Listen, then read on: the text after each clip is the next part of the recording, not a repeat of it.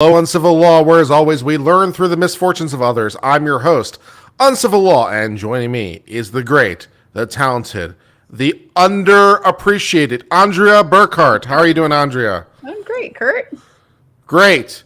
We are talking about criminal defendants today and what it means to get a fair trial. And I figured that was right up your alley.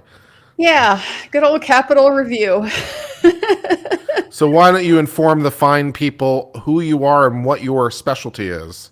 Well, I am a criminal defense lawyer, and I do specialize in appellate work. I've been doing that exclusively for about the last, 7 or 8 years or so. And I did trial work before that. So, yeah, I've dealt with a lot of criminal defendants. This is exactly why we have you on, because I saw this case, and this got Andrea expertise all over it in spades. My so stuff. hey, so why don't you give us a basic background of how you perceive the issue of what does it mean to have effective assistance of counsel? What does that mean today for a criminal defendant? What does that mean? And I guess we'll go with if you're being appointed a public defender, since that's the case. So what does it mean to have a effective public defender representing you? Yeah, well, I mean, there's the kind of legal answer and there's the practical answer, because I mean, the reality is that, as we all know, public defenders are exceptionally overworked, underfunded, understaffed, under-resourced in pretty much every way. And that has trickle-down consequences once you get to, for example, the posture that we're at right here, which is like post-conviction view. This guy has gone through direct appeal. He's gone through a post-conviction process at the state level all the way up. He's then gone through a post-conviction process at the federal level, and that has gone all the way up.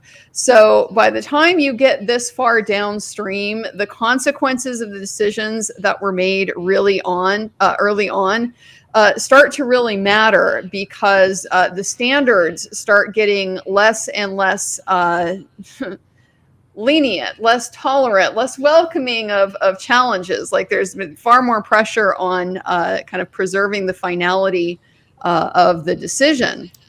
So that's why, from a legal standpoint, it's extremely critical to exhaust everything you can as the public defender as early as you can. You have to make sure you're doing all of the good investigation, following up on kind of everything that is really essential to the case, at the appropriate time. And then if you don't, you may or may not be able to kind of supplement your factual record with that kind of information down the road.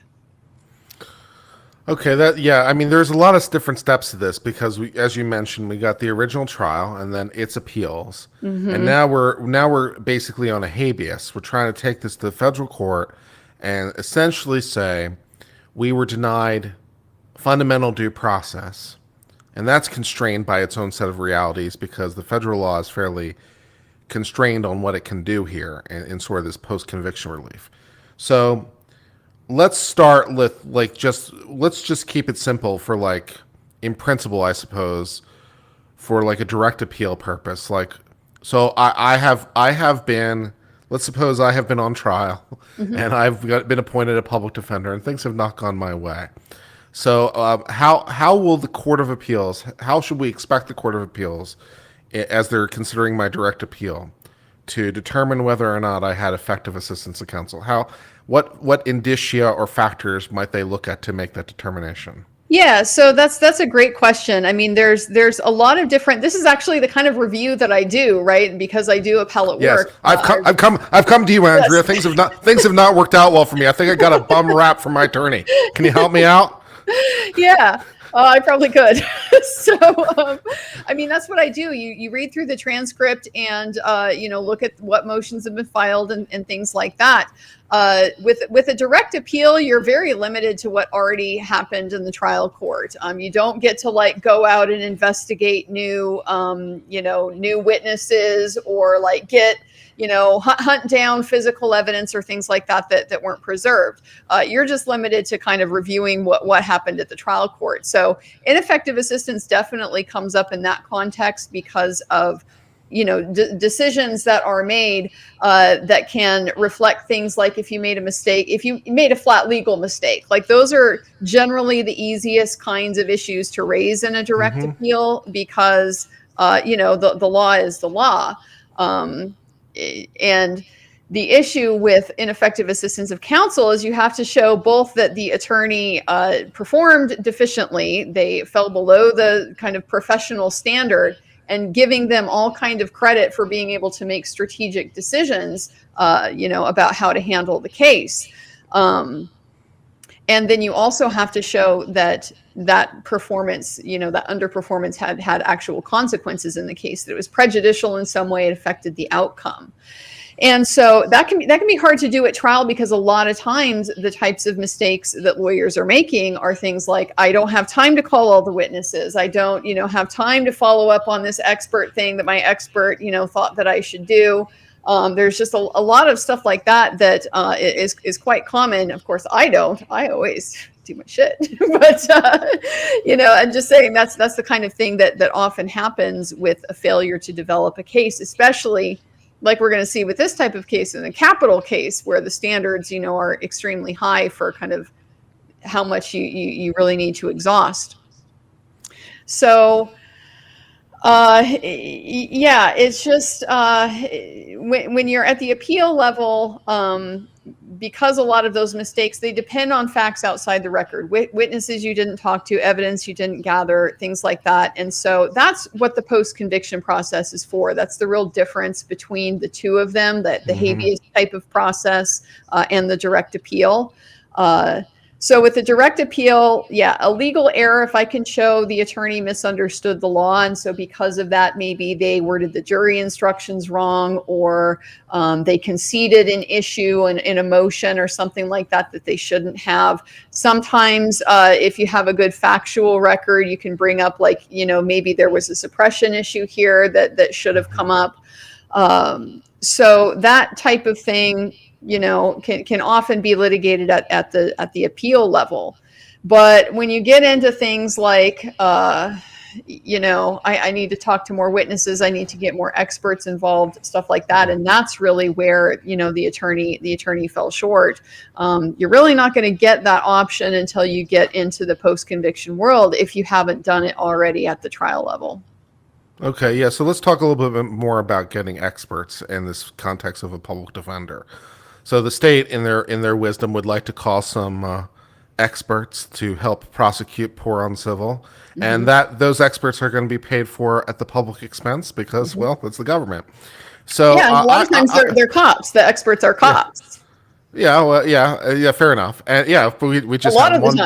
We just have one pay just all the time. How convenient.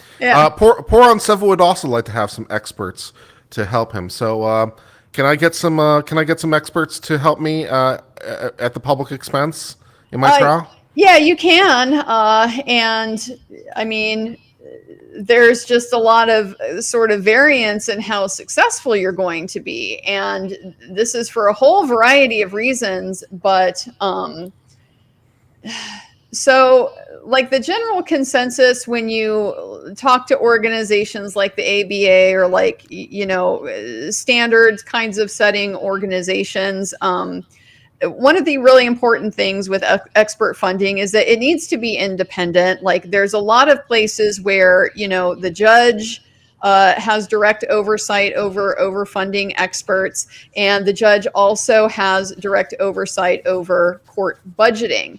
And so there can be kind of conflicts in there where if the judge is granting expert requests, then the funding for things that they might like to have in their court, are going to be reduced. I worked in a county, in a smaller county, where we had this type of system, and county commissioners set your budget. They give the court a certain budget every year, and then the court administers that. And so then if you have a situation, where you need a lot of experts, you have to go convince a judge to do it. So but I'm the judge, and I really want my cappuccino maker, Andrea. Oh, I know. And you really want the next, the nicest upgrade in the tech, and you want your, and I mean, the cameras in the courtroom, the cameras in the courtroom and the microphones. Have you heard the quality? I like to fix those things. It's not great. Honestly, like, some things I don't want to complain about too much, right? Like, yes, courts should be spending money on that type of thing, but, so that's why you can have a lot of mixed success with getting experts. So then in other counties, like this county where I'm actually at right now, where I don't do trial work, but I'm familiar with the trial system here. They operate very differently. They have the state level agency here that is kind of operating or administering like a lot of the public defense services through like just more of a defense focused type of budget, and so. It's not the the judge that's necessarily then having to make those prioritization decisions about what gets paid for and what doesn't. It's defenders. So there's still, there's always potential for conflict, honestly, when you're talking about who gets money and who doesn't. But at least with the defenders, the idea is that that's at least your goal. Like that's your focus. It's not, you're literally there to fund defense. It's not, a judge who would like a cappuccino maker or could give that to like dirty criminal defendants. I'm just going to say, like, politically it's not popular to give money to criminals. This might come as a shock to you, but I know they think I'm a murderer, man. They don't want to give me stuff. They don't necessarily want to spend a lot of money on the murderer. Right. And in fact, I mean, we there was just a big thing in Coburger because somebody went and did a bunch of the research on what the cost has been so far. And honestly, I didn't even read it because I don't really care. Like it's going to cost what it costs. It needs to be a fair process. Whatever the number is inconsequential at this point. I'm quite sure. I mean, it just. So anyway, that's the hurdle you run into with experts. So a lot of times then the judge, you're having to convince him, you're having to convince the judge that, first off, I need this expert period. Like I have a good faith basis in my investigation. I'm not just doing a phishing thing. And this is one reason why a lot of times these requests, you can bring them ex parte. Like I don't have to notify the state about it because to justify my request, I might have to fill the court in a little bit about my thought process, my investigative, not like obviously put limits on it, but just let him know what you're thinking so he knows why you need to take this particular step. I'm going to have to justify why this particular expert, he's got the qualifications for it. He's the closest guy I could find. He's a reasonable price. He's, testified before. I mean, there's all these types of considerations that come in. It's very, very difficult to convince your judge to let you hire the national specialist that's going to have to fly in from DC. I see myself a business opportunity. Larry's Discount Experts. We will undercut everyone 30% cheaper than the competition. I'm telling you, if you could. Yeah. Honestly, it's a clearinghouse for experts. Frankly, it would be a fantastic idea and opportunity because that's another one of the reasons why then, attorneys have a hard time, like sometimes following up on all the stuff that they need to do. It's hard to find experts and then it's hard to herd them. You have to kind of keep everything contained and have timelines and follow up. And it's just, you have so much to do to manage a case. I'm loving this possibility already. I'm going to exploit the absolute shit out of all the experts. Kurt, I'm telling you, like this is. I'm going to slumlord CEO this whole thing. It's going to be great. So much potential. All right, so let's talk a little bit about this specific case. We got the case of Thornell versus Jones. Things have not gone well for Mr. Jones over here, and he'd like another shot at this thing. So let's cover some of the background of this case. In Bullhead City, Arizona, which right away, I know we're out for a good time. I mean, come on. In March 22nd of 1992, Danny Lee Jones and Robert Weaver engaged in a day of drinking and using crystal meth, which just sounds like a fun time. As one for the does entire family, as one does. I mean, in day Bullhead City, drinking Arizona, plus the Kestel meth. It's the only. What is the rule on on my the? birthday. Yeah, what's the rule on liquor versus beer versus meth on the order of which you use first? Is it I is it think that meth the before rule beer makes you green, or I can't even come up with rhyming slang right now. The rule, I think, is just that the meth has to remain like at a consistent level. As long as you keep the meth steady, everything else, you can fiddle with. Yeah, that'll be fun. Like, what is the pairings exactly with the meth and beer pairings? Like, It's a complicated titration. What goes best with the IPA versus which goes best with the stout? Does meth come in different varietals like beer does? How does this work? Or is it more like which drug specifically? Like, okay, we're gonna do some musing today. We're gonna do some absinthe and meth, or maybe we'll do some beer and some weed or something. I don't know. How does it work? Another opportunity to investigate something. Apparently, somehow, some way, with the combination of the drinking and meth, a violent altercation ensued. What are the odds? Resulting in Jones fatally striking Weaver with a baseball bat. See, that's just not good. You shouldn't be doing that. Jones also attacked Weaver's grandmother, Katherine Gumina, and his 7-year-old daughter, Tisha, the latter of whom he also strangled, or suffocated. Okay. So we've got the baseball bat and the choking. Yeah. Of the 7-year-old. Yeah. This is not ideal. Our day drinking meth extravaganza, things have turned for the worse.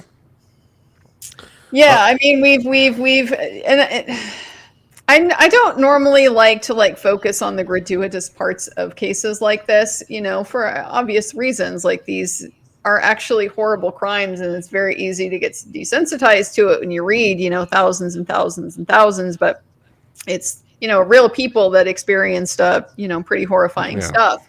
But it's important for this particular case, in my opinion, and sort of the implications with the expert, to get a sense of the ultra violence that we're talking about. This is not a, oops, I was in a fight and accidentally hit the guy too hard or something like that. I mean, this is, like you're saying, this is a lot of violence, a lot of different mechanisms, a lot of coming back to, do some more.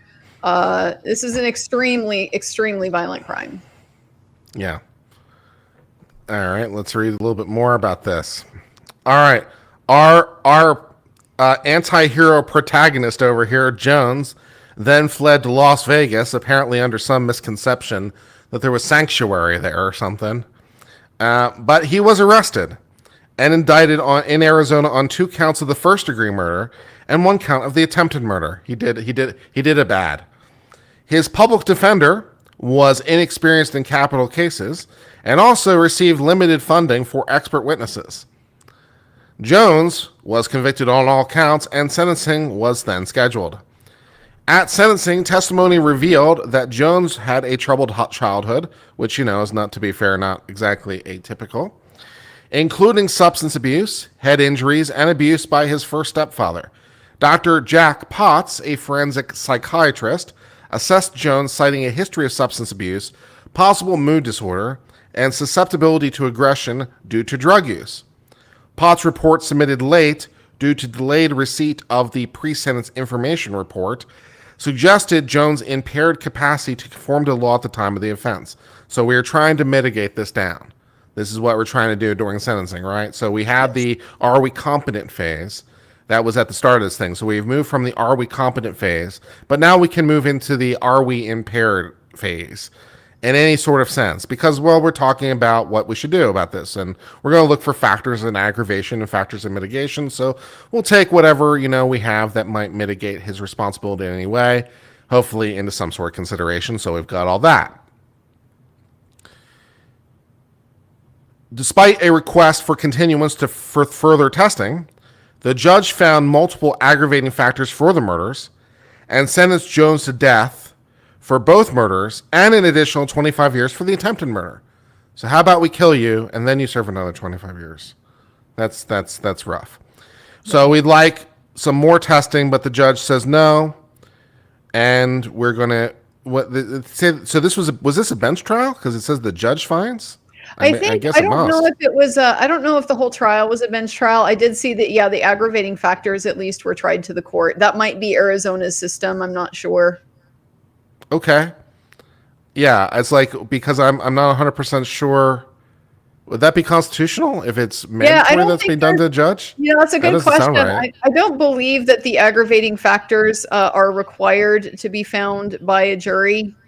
The Okay. death penalty. I think it's constitutional. If states allow that the judge can decide the penalty. The jury still has to decide guilt, but death or life, there can be a judicial trial. Well, I mean, the defendant can opt into it. I mean, obviously, That's they true. can Of take course. the pick.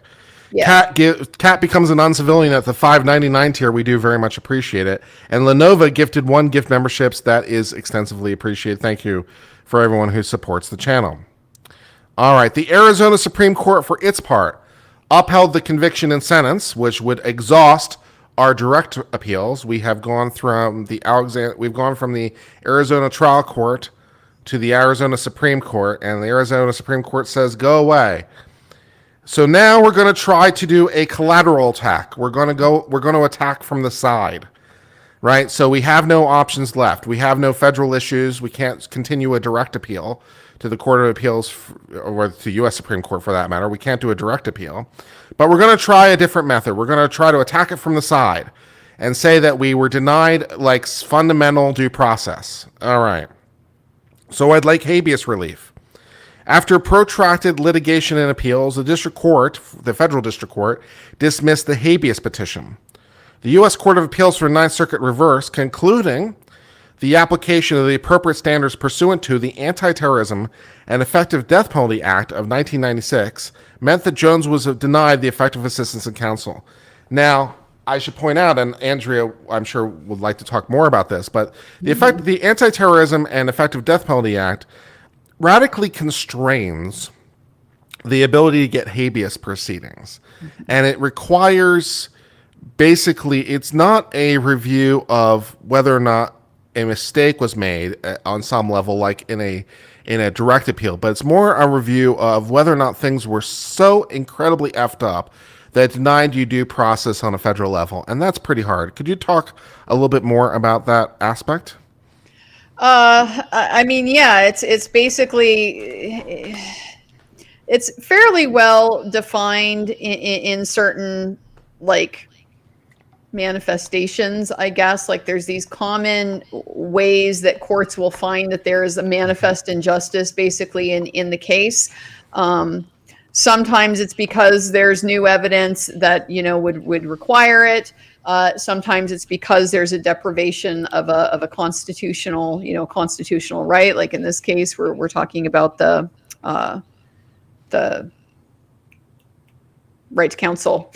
That too. And and then sometimes it can be things like there's been a change in the law. There's been a change in the law that's retroactive. So for you to be subject to this law now, that's a fundamental unfairness.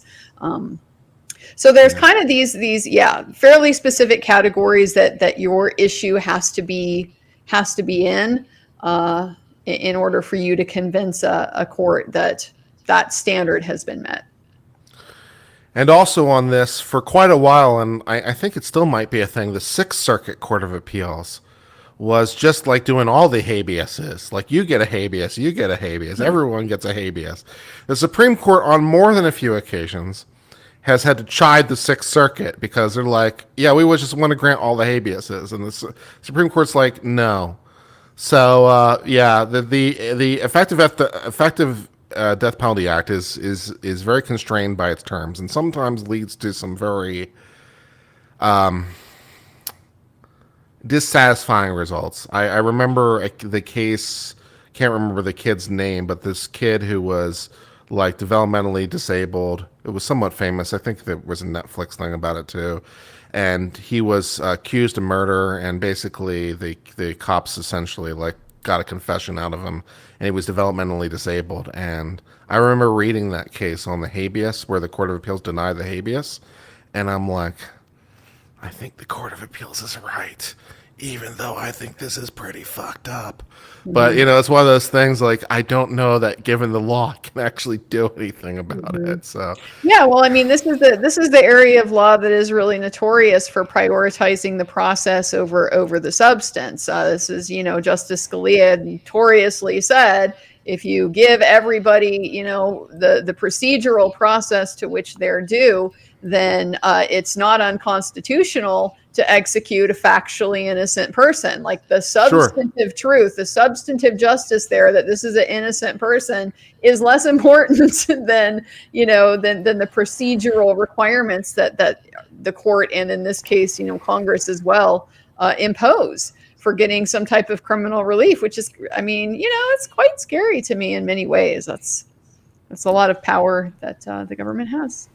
it is a lot of power, but well, maybe it's my political or legal biases, but, you know, I certainly think that, you know, at some point it's got to stop, because we got to have some mechanism to stop this. And, you know, we got to have some way to prevent people from just appealing endlessly.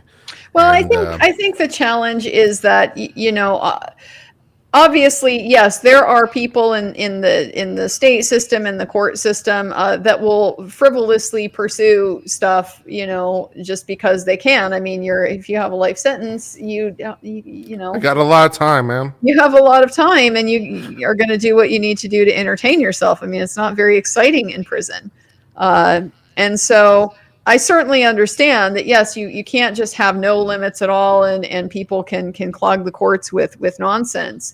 But, you know, I just would hope that there was a little bit more of a release valve, you know, for situations where, yes, there really is new evidence. There really has been a significant oversight. There really has been something that, for whatever reason, you couldn't address before. I mean, you can't control when facts come out sometimes, you know, witnesses decide to recant, you know, decades down the road. I mean, and when they do decide to recant, how much do we care? Not very much.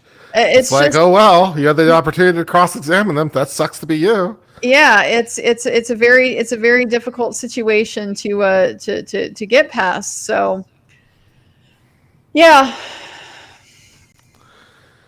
Thus, the question is presented: what is the proper methodology for assessing prejudice for purposes of ineffective assistance of counsel claim? Because, as Andrea mentioned much earlier in our discussion, not only does there have to be a mistake, but it has to matter. Mm-hmm. So you get into a harmless error analysis. So it's like, yes, something went wrong, but it wasn't wrong enough because, well, we can pretend it didn't happen. So it has to matter a lot. So yes, there was a screw up, and yes, we care. Yeah. So this argument's only about an hour long. So if anytime you want to interrupt and pause or comment on something, you know, just, you know, beat me with a stick or something. I'll wave. Waving also works. All right, let's go ahead and get started with this oral argument. We will hear argument this morning in case 22-982, Thornell versus Jones. Mr. Lewis? Thank you, Mr. Chief Justice, and may it please the Court. The Ninth Circuit erred in two critical ways. First, it failed to give any deference to the District Court's factual determinations. After hearing the evidence and testimony at the evidentiary hearing, the District Court made factual findings as to whether Jones suffered from specific mental conditions and whether those conditions caused him to murder Robert and Tisha Weaver.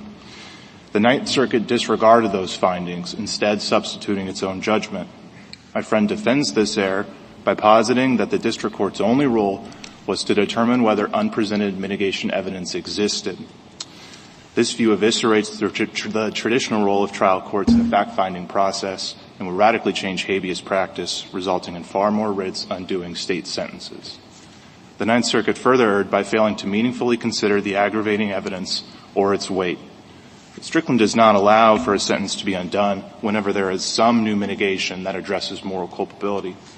Instead, it requires a reasonable probability that the new mitigation would have to change the sentence in light of the balance between the total mitigation and the aggravating evidence. The Ninth Circuit's approach is contrary to this long-standing test and must be rejected. I urge this Court to reverse the Ninth Circuit's judgment, clarify the applicability of clear error review in the Strickland context, and reaffirm the principle that a Strickland prejudice determination requires a reviewing court to reweigh both the total mitigation and the aggravation. I welcome the court's questions. Can we resolve this simply by saying that de novo review is improper? I think so, Your Honor. In my friend's responsive brief, he argues that Village Lakeside stands for the proposition that these types of mixed questions addressing constitutional issues are totally de novo. I think there's more room in the Strickland question than that, and specifically in the Strickland prejudice context. I'm sorry, I don't think I understand your answer. There's no dispute that the court below did not, I'm not talking the federal court, the state court never reached the prejudice prong, correct? We haven't raised that issue, Your Honor, no. No, and you're not raising it now? No, Your Honor. You're accepting that de novo review with respect to the prejudice prong is correct, at least for purposes of this argument? De novo review is correct as to the legal determination on the mixed question, yes, Your Honor. All right. So that, I think, was the question being asked. Right, so that it's not AEDPA deference that you're seeking? No, Your Honor. Yes, okay. Just to clarify, you're saying that there's de novo review in the district court, not de novo review on appeal. There's de novo review of the district court's – the district court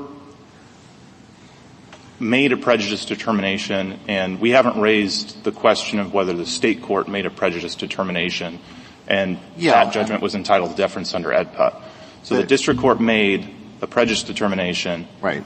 We're asserting that that determination would be reviewed de novo as to the legal question in the Strickland inquiry. All right, so I'm not really sure 100% what he's saying. I think he's managed to confuse me. So he's not apparently taking a position on whether or not the state court made a determination as to whether there was prejudice or not. So apparently, the way he's telling the story, for the purposes of his consideration at least, the federal district court was the first one to do the prejudice analysis. Okay, and so now we want to take that to the Court of Appeals. And, well, if the question of what happened, I suppose, what exactly is he saying is de novo? The ultimate conclusion about whether or not it was prejudice?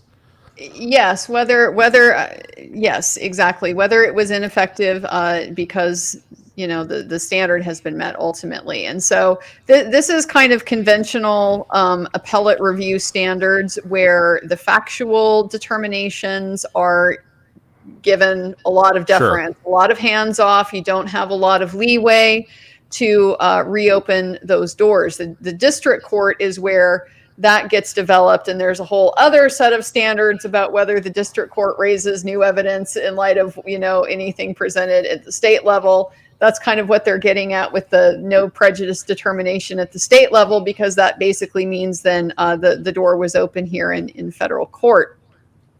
So, the point that he's trying to get at here is that he thinks that the Ninth Circuit rewrote the facts. They didn't accept the district court's version of the facts. It isn't that they disagreed with the legal conclusion, because they do get to, under de novo review, disagree with the legal conclusion.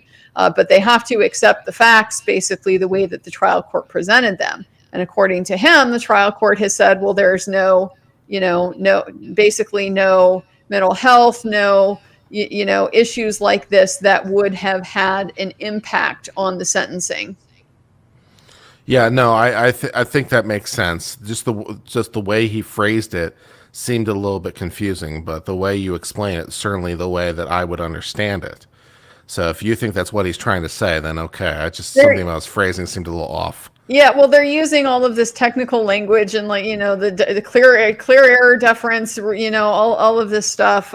This is all developed through habeas law, which is I was saying a little bit before we came on behind the scenes about just how aggravating some of that can be, because it is a lot of just procedural rules and things to navigate for different situations, and it doesn't necessarily depend on whether you have a good case or not. It just depends on, what process applies there. All right, fair enough. Let's listen to some more. But on the factual question of the mixed question, then those factual determinations are entitled to clear error deference under Rule 52 and this Court's precedents. Assuming we accept your argument that the court below didn't weigh the aggravating and mitigating factors, you're asking us for a reversal. Why isn't the vacate and remand appropriate? I think concepts of finality would dictate that the circuit court has had this case for so long and has spent so much time granting relief on certain issues, reserving other ones, and then having it sent back continuously. It has to end at some point. That's nice, but we're not fact finders. And Okay, Justice Sotomayor, could you say that in a less dismissive way? I mean, jeez. Well, I find it funny because, there's, as you know, Kurt, there's the kind of a culture in the Supreme Court. And so like Clarence Thomas out the gate with his question, old silent Clarence, out the gate with his, can't we just deal with it like this, right to the bottom line. Yeah, they gave him the answer he wanted. He's done for the rest of the argument. He's done. good. We're just deciding this case on the legal standard, and that's all that we need to be concerned about. You're saying I can just say that they shouldn't have done this de novo? Great. My opinion's already written. The rest of you guys want to have any oral argument? I'm good over here. The attorney for the corrections here, he's really leaning so hard on kind of appealing to the judge's self-interest. What he's getting at is this is not the first time the case has gone up, gotten sent back down, gone up, gotten sent back down. He's trying to hint at the fact that he thinks that the Ninth Circuit is just basically they're going rogue. They're being a cowboy court with this case. And he's trying to tell them, you need to decide. It's just a funny counterpoint because Sotomayor is now arguing this technical stuff about what is the actual remedy. Like, how is reversal? Reversal would be this Supreme Court doing their own independent de novo review of the underlying issue and deciding, here is what it is. Yes, he got ineffective assistance. No, he didn't get ineffective assistance. And resolve the case altogether. Vacate and remand, though, is the normal review of a decision on a habeas petition like this under this AEDPA process. And so your normal process would be, well, if we disagree with what the Ninth Circuit did, we send it back to the Ninth Circuit and tell them to fix it. But they already did that once, and now the Ninth Circuit has made another ruling on it that the department is not happy with. So here we are back again. He's trying to say, judges, you can end this now, even though it might not be exactly the appropriate remedy in this context, in a case where I am asking you to really focus on remedies. Fair enough. We generally don't weigh evidence. There's thousands of pages in this record. I'm still not quite sure why. I understand the basis of your argument. The circuit court did lay forth the fact that it should balance aggravating and mitigating, but I accept that it really didn't do that. It mentioned them but didn't compare them to the mitigating. That's the step you say is missing. Yes, Your Honor. And I accept that under Arizona law, the aggravating factors that it failed to weigh are usually given great weight under Arizona law. So, but that's still, I could accept that they didn't weigh them the way they're supposed to. Why are you asking us to do that? I think that that's something that isn't better practice for us to tell the court what it's supposed to do so it gets it right the next time? You could do both. I mean, tell the court what they should do in the future, and also we're going to solve it for you just so we can get it all done in one. So why not both? Yeah. Yes, Your Honor, I think so, and I think that's what this court did in Wong v. Belmontes. We've just asked for sort of this extra step because, in our view, the aggravating evidence is so compelling, and the mitigating evidence that was developed in the federal evidentiary hearing is so slight. Really? I mean, let me just mention one, the head injuries. the original sentencing court knew of 2 or 3 head injuries. In none of them was there proof that the defendant had gone unconscious, as there was in the new evidence that was developed, that when I think he was, if the facts are close to this, if I don't get the details right, please forgive me. Sure, Your Honor. But you can correct me if I'm wrong, that at 5 years old he fell, went unconscious, his mother found him just waking up. In another incident, he fell on his head on a metal roof. You know, for someone who just like all of 60 seconds ago was saying, hey, we're not supposed to be weighing facts. We're not. There's thousands of pages of the record, so many facts. She's now like, let me tell you about some facts. Yeah. I mean, and it is interesting, I think, what she's doing here, because she's parsing this distinction between the failure to develop this mitigating evidence and present it, and whether these new facts are enough, that you could say that they could possibly tip the balance in making that decision about whether or not the death penalty is imposed. And the legal conclusion that they're really getting at in this context is not so much like what actual evidence was presented. It's also including things like the district court had determined that this is kind of unreliable. This is anecdotal type of evidence. It's not really that substantiated, but it is, it is there in the record, and that's really what she's pointing out. So how they choose to characterize that can be one of the, critical features in how this type of issue gets resolved. Do they agree that that's a factual type of determination, or do they think, no, that's more of a legal conclusion that goes to whether it was prejudicial? I'm just noticing that, the juxtaposition of the two is still where I'm trapped. And it's like, oh, this is straight law, but let me what I would say is heartbleed this all over the page. Let me give you what are the most sympathetic possible facts. Oh, he fell and hit his head and all the rest of it. It's like, okay, how much more do you want to make me feel bad for the guy after telling me you're not going to do a factual and we're going to do this on law? I'm like, okay, fair. And taken to the hospital and there was brain swelling. Don't you think that those facts are sufficiently more serious than what was presented at first and would have shown greater, for a fact finder reasonably to conclude that there was neurological damage from this number of injuries? So as to the two incidents and types of injuries. Yes, Your Honor. I think the evidence concerning when Jones was 5 years old and fell off the swing and had lost consciousness, I believe that was introduced through Dr. Potts' testimony. And I believe that the 11-year-old incident came in through Dr. Potts as well, which was presented to the trial court. Along with the evidence of Jones's having, been passed out while he was in the military, and sort of the report associated with that. I could be wrong, Your Honor. That was my understanding of the record. Okay. Assume my set of facts. I do know that some of the incidents. Wow. I don't know, man. After she said earlier, I could be wrong. Feel free to correct me. And now he's correcting me. Now you're saying, assume my set of facts. I'm feeling like Sonia Sotomayor is not necessarily a vote for you, counselor. Just getting some subtle indications. Just a hint. Were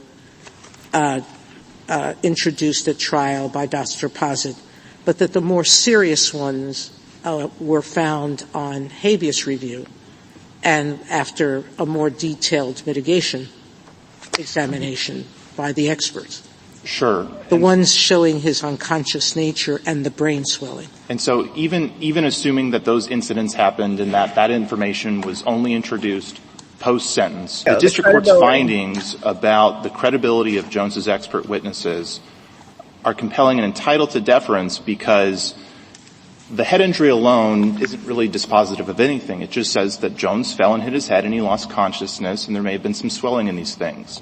but without the underlying expert opinions to explain why that affected Jones and why that affected his conduct at the time of the crimes, it's not as compelling of mitigation as it would be otherwise. Can I say something? Sure. You got that? If a judge, a district court were to The standard, according to this guy, is that he wants them to apply is you have to have a direct causal link between the fact that you are brain injured and not just the way that you behave in general, okay? Not just that you might have aggression problems and impulse control problems or something like that, but that specifically affected the commission of the crime. This is why I was saying, remember back to the description of this crime and the ultra violence. How could you not?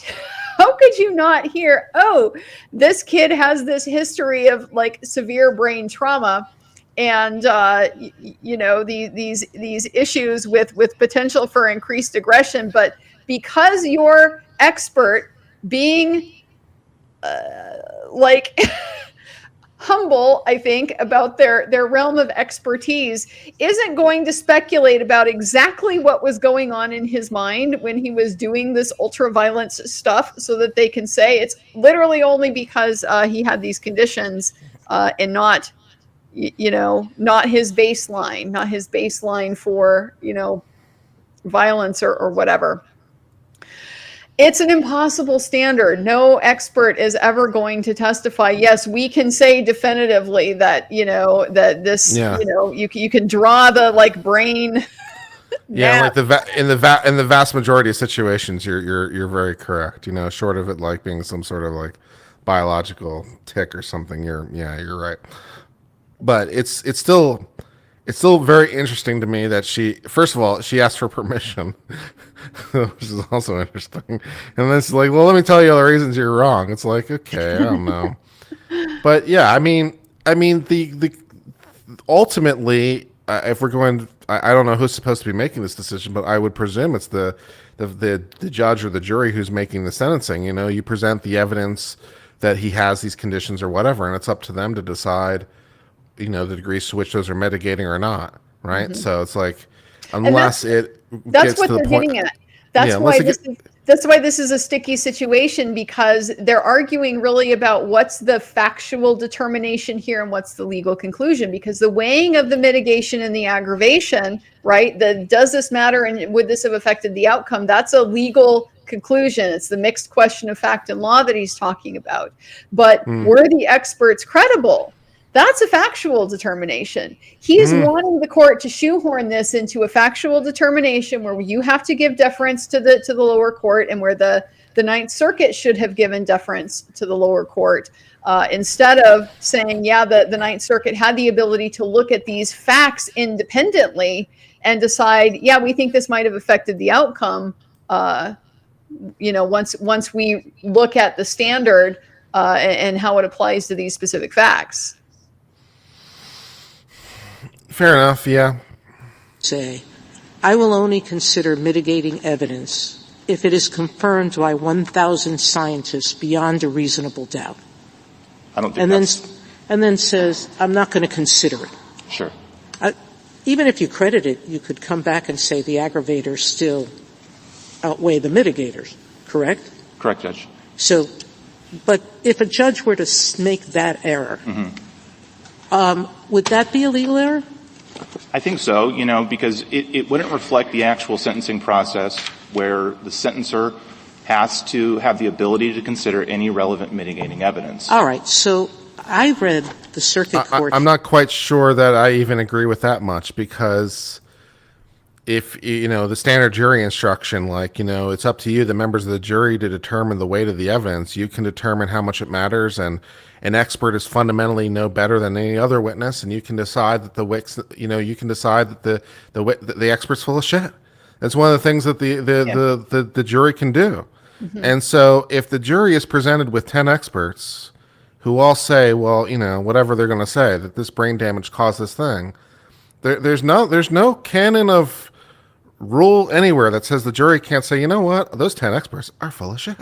I believe the other experts who say, that the opposite of that thing. That's up to them to weigh the evidence. So I don't quite understand Justice Sotomayor's point. If if there are 1,000 experts all saying something, I mean, I guess there's a point maybe where it's arbitrary, but if the judge is just saying, I don't believe those experts, I don't believe that's credible, I don't believe their testimony because I don't think that makes sense, I believe the other testimony, how's that just not like weighing the evidence, which is up to the fact finder to do? Yeah, exactly. So I'm confused by her point. Is it just me? No, I think that you're right. She's trying to shoehorn it into more of a legal determination. He's trying to say, no, this is just a straight weighing of the credibility of the experts. And yeah, that's a question of fact. That's the same thing that the jury does, and you don't overturn that. That's their province. Yeah. So she's trying to shift it into this weighing, right? She is trying to. The question. This is where the decision, I think, is going to come down. Is the error here relating to failing to weigh the aggravating and the mitigating factors, or is it failing to accept this determination that the experts were not credible, that the trial court made? She's suggesting, I think, because this is the way out. This is going to be the position that the defense has to take. Is that on balance, if you consider, even without having this direct causation of his actions at the time, nevertheless these facts would be enough to justify weighing them in the aggravating versus the mitigating. That would be a way that they can reverse and get it back to the Ninth Circuit. But if they say, no, you have to give deference to that credibility determination that the experts, are not credible, and that's the deciding factor, then yeah, they're going to be out of luck. This doesn't. And how does that all square with also one of the fundamental gatekeeping roles of the judge is supposed to be trying to make sure that we don't have garbage experts in the first place, right? Sufficiently reliable experts that can testify to things that are sufficiently whatever. So if the judge actually uses his gatekeeping role to say, you know what, I'm not going to allow that expert to testify because I think that expert doesn't meet the standard for under the rules of evidence. Isn't that part of the thing they're supposed to be doing? Well, that's I think getting more foundational. That's getting into like basic qualification types of things. I think her point is really that. So a lot of times when you're doing this type of litigation, right, you're getting these types of declarations from the expert. It would be interesting to see, like, what did these experts actually say? And I guess in this case they had an evidentiary hearing, so there's a transcript, because I mean, like I said, this is the sort of Hobson's choice that you get when you're trying to put on this type of case, is how far can you push the expert to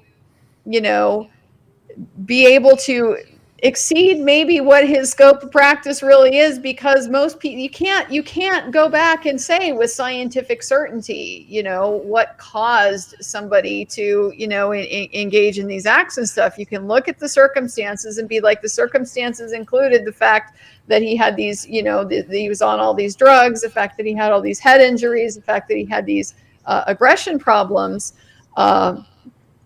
And so the defense is always going to try to get the expert to say something at least like, well, in your opinion, then does that meet the legal standard? Is that something that, mitigated his culpability for his conduct or something like that? And so if it's that type of, which is really, I mean, again, now we're back in this level, that's kind of a conclusion, that's not so much a factual thing that an expert is offering. They're just there to explain to you, here's the facts of his medical history and his personal history. It's really up to that weighing process to decide, does that matter? Is that something that we would take into consideration in evaluating his responsibility for the crime? Yeah, fair enough. You're saying that's what the district court did, or how it erred, not in ignoring the credibility determinations, etc., but in requiring more proof than the law required. even under Arizona law, for example, it says you don't need to prove a nexus between the injury and the crime.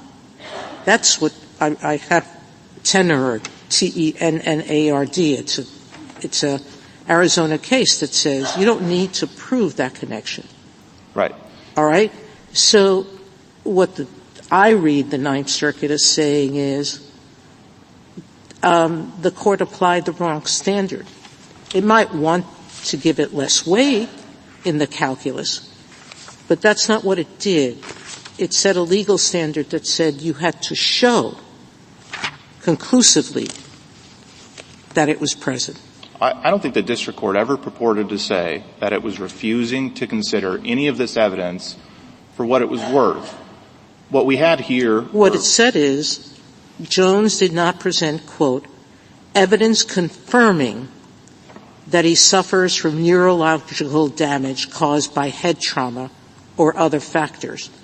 I don't see how that's not requiring positive proof. I think you can split it up. So the district court, when it was faced with conflicting experts on specified diagnoses, said, I have to figure out what's true and what's not true. Except that's not what we've said in Porter. I mean, I'm sort of picking up on Justice Sotomayor's point here. This court appears to have looked at a similar situation and said, you know, I'm talking about the Porter case, even though the state's experts identified problems with the defendant's expert testimony, it was not reasonable for the court, the district court, to discount entirely the effect that this testimony might have had on the jury and the sentencing judge.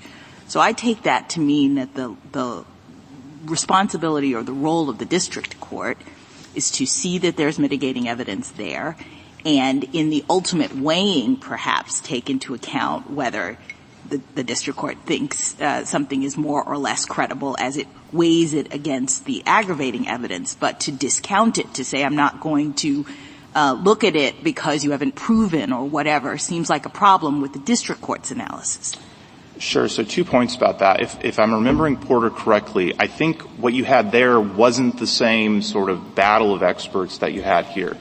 Because in Porter, state's experts said that they couldn't agree on whether or not it would establish this sort of statutory mitigating circumstance. So I think it's much different when you have experts that are saying categorically. I'm sorry, what did you say? Well, that's still a battle of the experts. He's trying to take it out of this context where the decision that the trial court actually made was who do we believe, and not do we reject this expert altogether because we don't think he's provided enough of a basis for what he said. Those are different kinds of evaluation. So he's trying to say that, you know, well, they didn't have to resolve a dispute between experts. That's not the credibility determination, but yeah, it is. I mean, the way he just described it, if you're in disagreement and the court has to decide one way or another, it sounds like the situation from the legal standpoint is that the district court is not supposed to decide, I believe this expert, I don't believe this expert.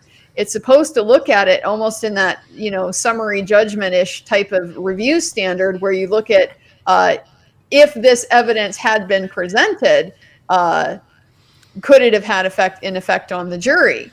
And so you don't necessarily give a lot of weight to, like, why would it affect the jury? Would it affect the jury, you know, really well because it's really credible? Would it affect the jury not so much because it's not so credible? They're saying, I think that you don't really do that.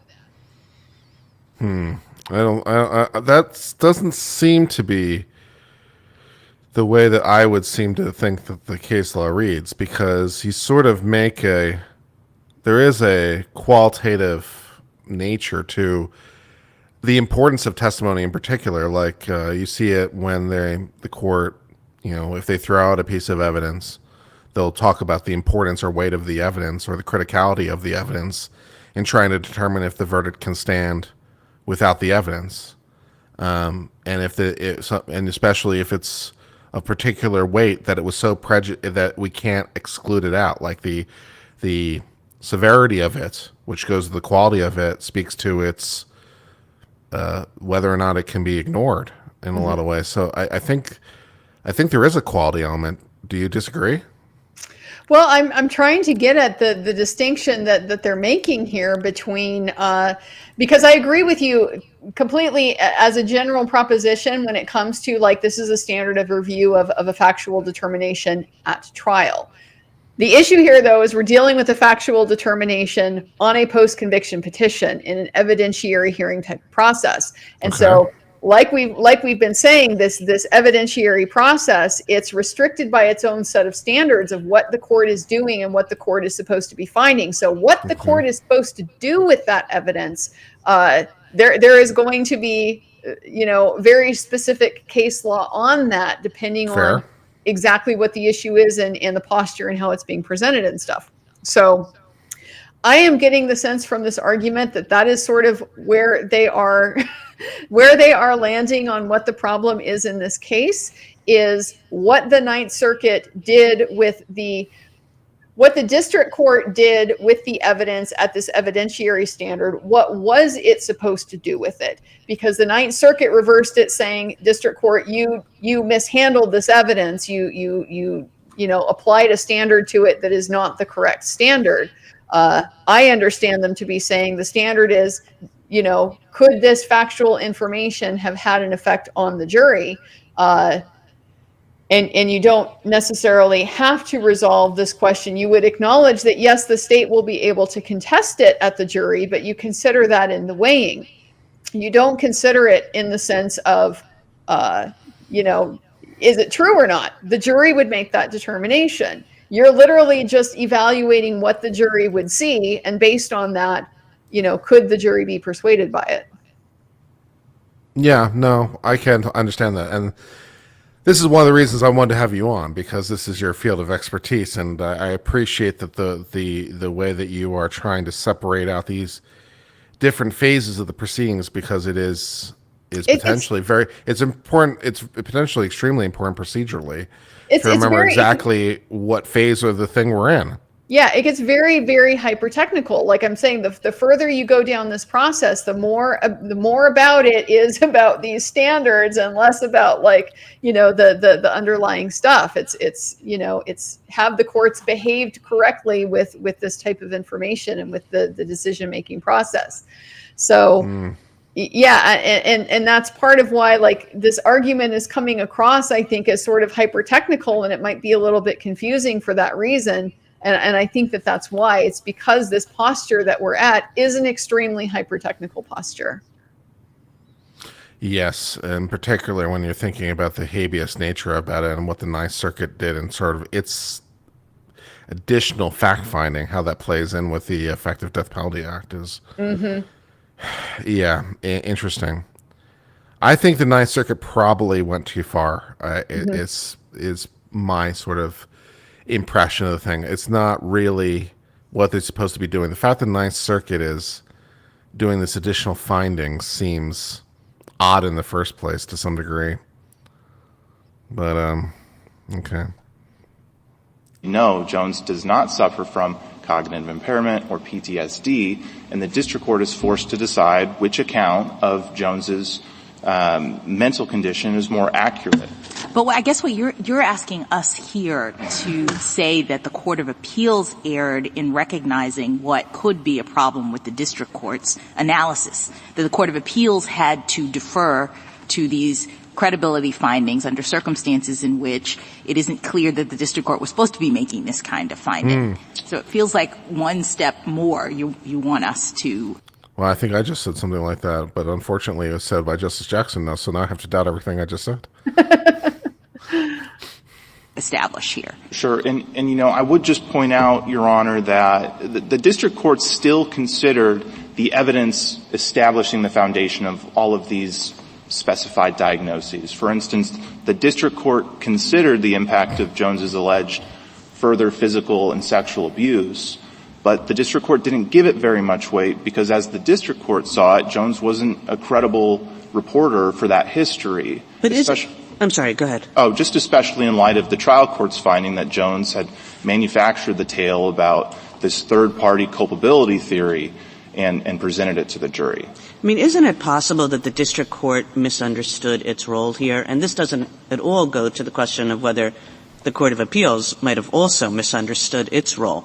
But just focusing on the district court for a moment, that the district court seemed to think that it was the fact finder in this case, and using a kind of preponderance of the evidence standard, did you show this? Did you show that? By 51%. But I don't think that that's what the reasonable probability asks a district court to do. I mean, if you were just to put some artificial numbers on this, suppose that there was enough evidence in mitigation that a court could say something like, I don't know, there's like a 30% chance that this might have affected the way the original sentencer would have decided. Now, 30% chance is not a 51% chance. So if I'm the fact finder, I find you haven't met your burden. But as I understand what we've asked district courts to do in this special Strickland area, it's basically to ask a different kind of question, which does not give you a 51% threshold. It just says, if there's some kind of chance, it might be 30% or it might be 25% or whatever it is, that the district court, that the original sentencer would have done something differently, then I'm supposed to give it back to the original sentencer. So that's where I think it looks to me as though the district court misunderstood its role. And I'm wondering what the answer to that is. Although it's a completely different context when she says that, the thing that came to mind is the standard for a preliminary injunction, because this reasonable probability of success is one of the classic factors for it's not 51%, because obviously if we knew you had a 51% chance of success, we just get to the end of the case. Just win now, yeah. Yeah, we're there. So when you think about a preliminary injunction, you're thinking about a very similar questions. Like, you just need a sufficient probability of success that is like, okay, we're going to take this. So it's more than legal sufficiency. Because, if it were just legal sufficiency, then we'd just be asking like the straight motion to dismiss question. And we're not asking that either. So we need something between, let's say, I don't know, 10% and 50%, something in that threshold. Like, we need at least 10% for this thing to be viable. And if we had 50%, we'd be done. So we know it's none of those things. And so it's somewhere in between those new numbers. So when she started place with this percentage, that's the analogy that came to mind. So I'm not sure what it says about my mental state, but that's what came to mind. So I've now blended civil law and criminal law, probably much to Andrea's chagrin, but I just did. It's, there's lots of overlap. I mean, it's possible, I suppose, Your Honor, that these are trial courts and they're used to, settling disputes between conflicting evidence. Completely. It seems like a very natural thing for the district court to have done. I'm a fact finder. I'm going to say, you're credible, you're not. You've met your 51% burden, you haven't. But this is a special context where we actually have said that that's not the right inquiry. You might be right. I think the district court was doing things that were still proper even under this view. It's just that those things would happen in the weighing of the prejudice determination. Mr. Lewis, have we ever said that it's enough to show there's some kind of chance? No, Your Honor. Did the district court ever say that it was applying a preponderance of the evidence standard? No, Your Honor. Is it a reasonable understanding of their opinion to think that it was doing fact-finding in the normal way? I think it was reasonable to assume from the opinion that the district court, when confronted with the conflicting evidence on specified diagnoses, did what it had to do to separate truth from fiction. I don't like that answer. Can I ask you about the evidentiary hearing in the first place? I've been trying to figure out, because this case has a long procedural history, and the state isn't challenging this, I understand, but I just want to understand the rationale for it. Why do you think the district court was right to conduct an evidentiary hearing and take in the extra evidence? Because, 2254E2 requires the court to find two things before the new evidence is taken in, and one is the factual predicate that could not have been previously discovered through the exercise of due diligence, and that was what the Ninth Circuit found, and B, the facts underlying the claim would be sufficient to establish by clear and convincing evidence that but for the constitutional error, no reasonable fact finder would have found the applicant guilty of the underlying offense. How did that figure into the conducting of the evidentiary hearing? I mean, maybe it was right. Like I say, the procedural, the procedural history of this is complicated. Sure. Was that correct? And if it wasn't, why isn't the state challenging that? Well, this was a pre-pinholster evidentiary hearing, so I believe the hearing was granted in 2003, thereabouts, if I'm remembering correctly. I can't give the reasons for why the state didn't more vehemently oppose. Well, was it proper to have the evidentiary hearing? I think probably not, Your Honor, but this is, we live in this sort of post-Ramirez world where, we expect people to exhaust their claims and develop their records in state court before those claims can be considered in federal court and without the benefit of any new evidence that wasn't put before the state court. Yeah. So I think where we are now, we would clearly say this is improper, but at the time when the court granted the hearings... Okay, so we're trying to apply an older law. So that relieves a lot of my confusion. So this hearing goes so far back that it pre-exists the idea of that the record was closed and what the federal court was supposed to do. Okay, so we're still applying the law from 2003? Is that what we're doing in 2024? Okay. I guess so, if we're relying on the original hearing, but we're applying the EDPA standard, from today, because that's a procedural requirement. So it's not substantive. So it's not retroactive. That's true. So Yeah, that's true. You file your petition today. We use the procedural law from today. Yeah, but now we're here. So is this like a one-off where we are going to go retroactive on this thing? Maybe, because we're here now. I don't know. How does that work? It's like, how do you deal with that? I remember reading a case one time where the court was trying to decide a case like pre-Miranda, and there was they brought it back up after 30 years later or something. And so they're trying to decide whether or not the failure to give Miranda warnings, which didn't exist, should apply because they were kind of where they were. And I think that court, I don't think it was the Supreme Court in that case. I think it was a New York court that did that. Might have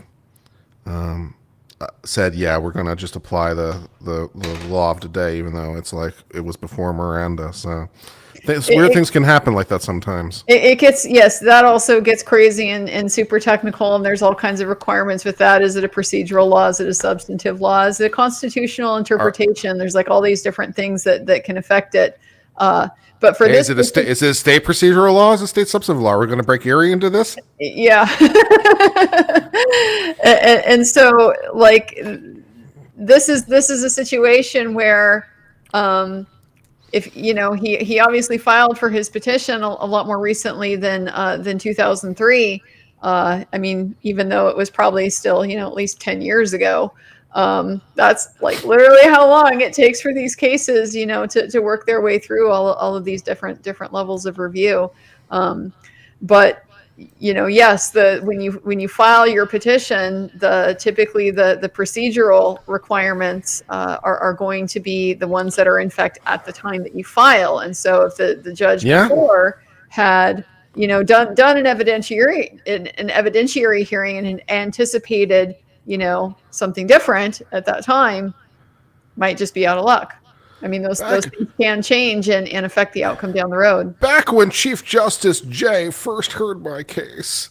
So an example might be something like, oh God, I'm trying to think of an example of something where there would be a change like that. I don't know. Maybe there's some statute where you have a right. You have a right for resentencing if some specific finding wasn't made the original time. I don't know. We've got some case law in my state about how if you're under 18 at the time you're committed the crime, even if you were charged as an adult, if you're prosecuted as an adult, court is required to consider that at the time of sentencing. Well, this is like a constitutional type of interpretation, and so those tend to be retroactive. They will apply to you. Basically, now that we know that this is the rule, you can apply and it will you can petition and it will apply to your case. And so, of course, obviously, the trial court at sentencing at that point in time would not have known, that you need to make this consideration, that you need to make these specific factual findings, because it's this legal fiction that when you interpret the Constitution or you interpret statutes or something like that, that meaning actually existed from the very beginning of time. Well, of course it did. I mean, the Constitution's fixed, Andrea. You were supposed to know. How'd you screw it up? It hadn't been revealed to us, through the manifestation process of legal insight. So, I mean, yeah, that's the kind of situation where it does happen. The standards change and people can get the benefit of something new that you wouldn't have known back at the time, but that's just how it gets interpreted. Yep. Law's fun. 2003, Okay. it's hard to say. I appreciate the question, though. Can I direct your attention to the second alleged problem with the Court of Appeals? You said that they failed to meaningfully consider the aggregating evidence and its weight. Sure. And I'm just trying to understand that argument in light of what they actually did. I see them as listing 3 aggravating factors, as saying the correct standard. I think you agree that the standard is that they say on de novo review we must weigh these factors against the mitigating evidence as developed in the state record that was available but not presented. Is that the right standard? Yeah. All right. And then they say reweighing the evidence in aggravation against the totality of the mitigating evidence, they conclude that the mitigating evidence outweighs. But the important part, I think, is that they go on to say this conclusion is supported by the Strickland prejudice analysis conducted by the Supreme Court and our court in similar cases. And then they go through case after case after case, identifying an aggravating factor that is similar to the one in this case and explaining how in that case the court, whether it's this court or another court, found it to be outweighed by similar mitigating evidence. So why is that not a kind of weighing analysis that is proper in this circumstance? Well, first, there's no ascription by the circuit court of any type of weight to the aggravating circumstances. So what we have here is the district court making the first de novo review of the prejudice question. It wasn't made in state court. We haven't raised that here. The district court's the first one to make it, and the district court ascribes great weight to the aggravating circumstances present here. The Ninth Circuit doesn't rebut that at all, and they don't make any comment on the actual weight of those aggravating circumstances to give some context for how it's actually being weighed. So you're saying they have to speak direct, because what I see them as doing here is rebutting that in the context of its review of other cases that have talked about similar aggravating factors and have done the weighing. I mean, I'm totally with you if they hadn't done that, right? Because then we see them not even grappling with the idea of weighing.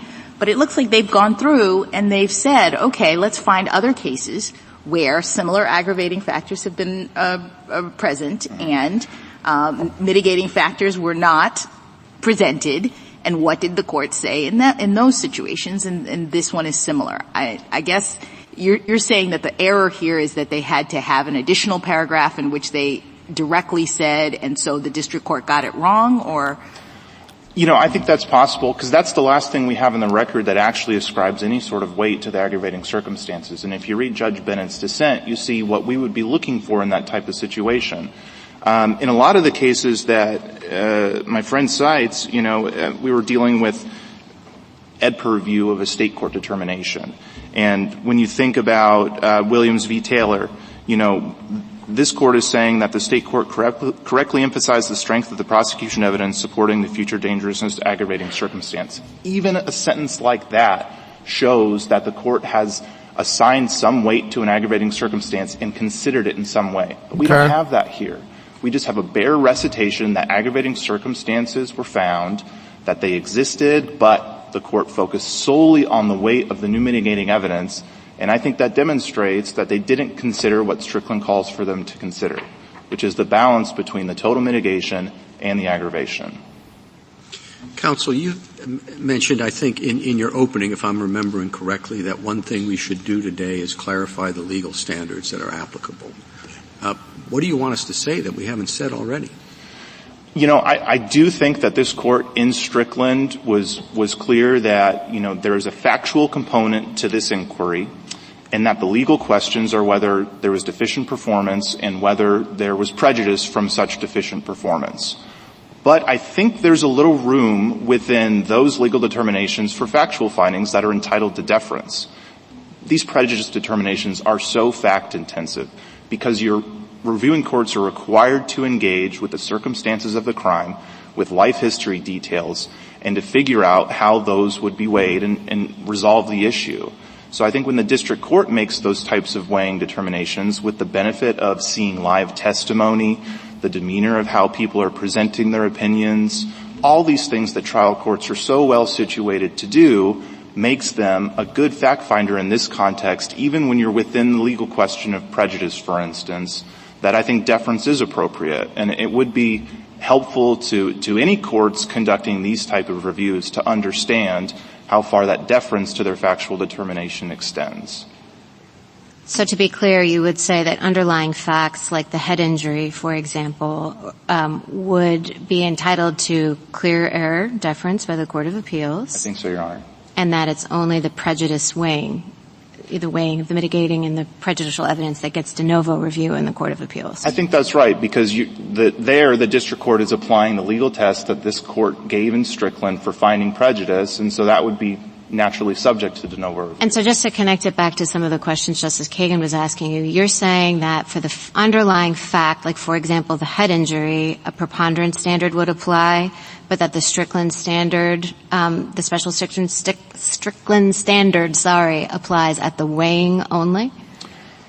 I'm not sure. I don't think we've really briefed what burden would apply to establish these facts. You know, in a traditional mitigating in a penalty phase hearing in a trial court, in Arizona at least, capital defendants are required to prove their evidence by a preponderance of the evidence.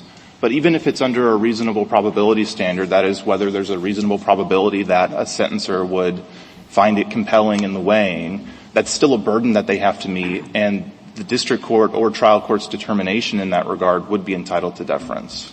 Mr. Lewis, I agree with you entirely that the circuit court is supposed to should treat the district court's evaluations of these kinds of claims with great care. The district court is the one that sat there through all the evidence.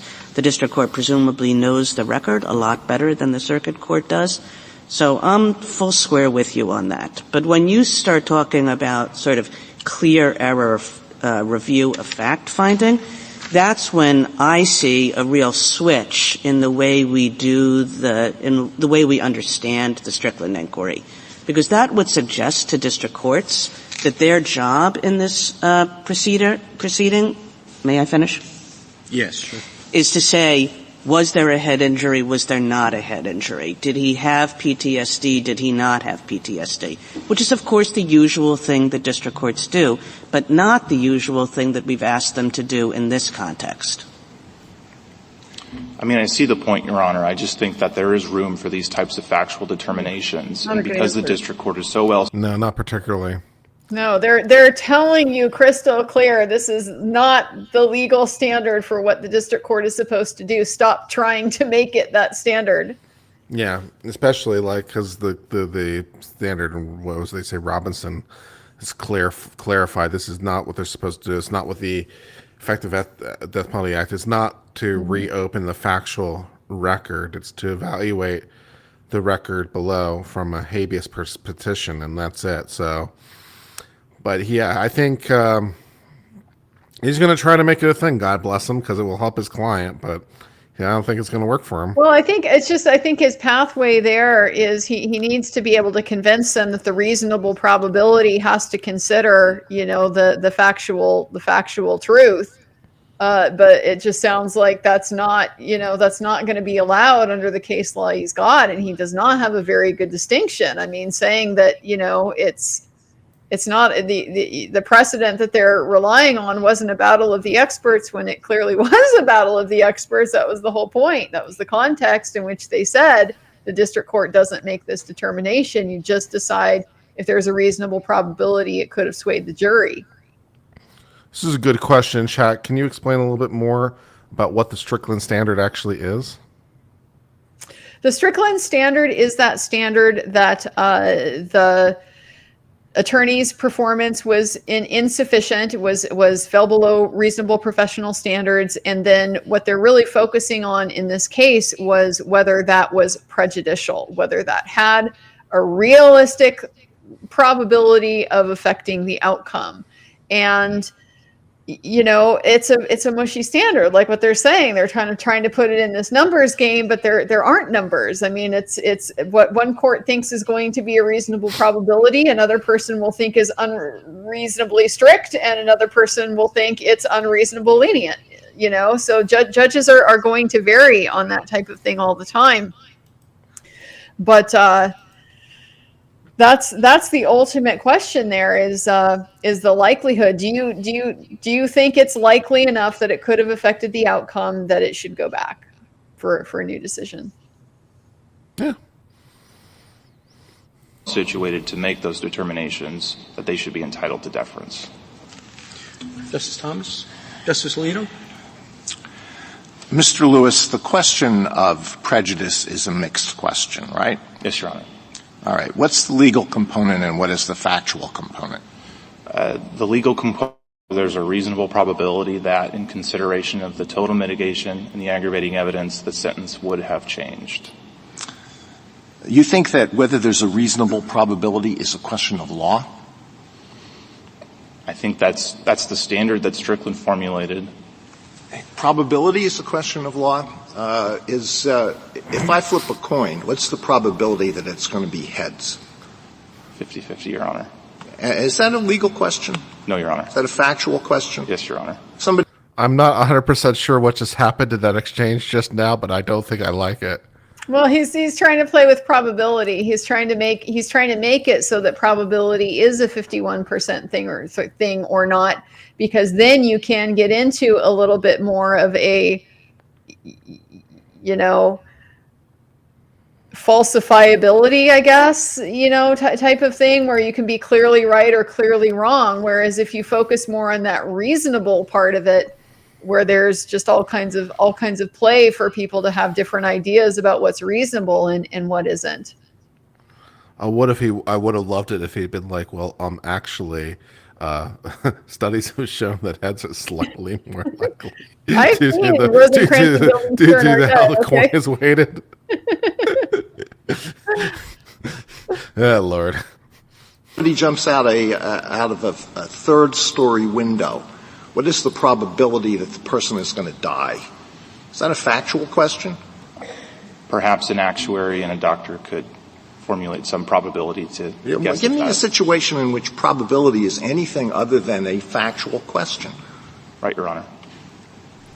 Then why? The probability I'm going to win this case, Your Honor. Booyah! Because in the law, we don't say probability means 51%. You've explicitly said probability is not 51% because you don't want the probable cause standard to have to be 51%. You want it to be significantly less than that. Yeah, that's actually a pretty good answer. Give me a situation with probabilities and a factual question. Probable cause would actually be a really good answer to that question. Mm-hmm. Why are you saying that whether there's a reasonable probability is a legal question? There's a legal part of the prejudice inquiry. It's what is the standard? The standard is reasonable probability. If the district court says no, it's any minor probability, that's wrong. If the district court says it's beyond a reasonable doubt, that's wrong. But that's the legal part. Then the factual part is applying that to the facts of the case. Was there a reasonable probability? You with me so far? Yes, Your Honor. This guy is just letting Alito make his argument. He sees it's helpful. That happens sometimes. That this defendant never experienced those head injuries. He just said he didn't believe that they were tied to the crime, correct? I think in some regards because you had all these other injuries that were being reported in the... But he never said he disbelieved the reporting of the mother that the defendant had at 5 years old? Not as to the 5-year-old incident. And not to any of it. All right. Justice Barrett asked you about 2254E2. I think Cullen itself said that when there's de novo review of an issue the state court presented to the state court that it never reached, that a fact-finding was appropriate in habeas. That might be the reason why the state didn't fight the Perhaps, Your Honor. I didn't come prepared to answer those questions. I apologize. But Cullen, I will say Cullen at 185 says that. That's okay. I got the cite for you. The pin fight even. Them giving you the answer is one thing. It's like, I didn't come prepared. That's okay. Here's the citation. Look it up when you get home. I bet you he will, too. Thank you, Your Honor. As you know, I dissented there, so I know that decision well. Thank you, Your Honor. Justice Kagan. Justice Gorsuch. Just want to see if I understand where the ball has bounced this morning. Sure, Your Honor. So one could view reasonable probability as your colloquy with Justice Alito suggested as a factual inquiry, right? Sure, Your Honor. Or one could, I think, as you've suggested otherwise in response to other questions, suggest that it has both a factual and a legal component. And in order to assess whether a jury or a judge at sentencing would have changed its mind, you first need to know what the facts are. Yes, Your Honor. That would be relevant to that inquiry. Call it legal, call it factual, and somebody has to decide what those facts are. Yes, Your Honor. Was he hit on the head? How many times?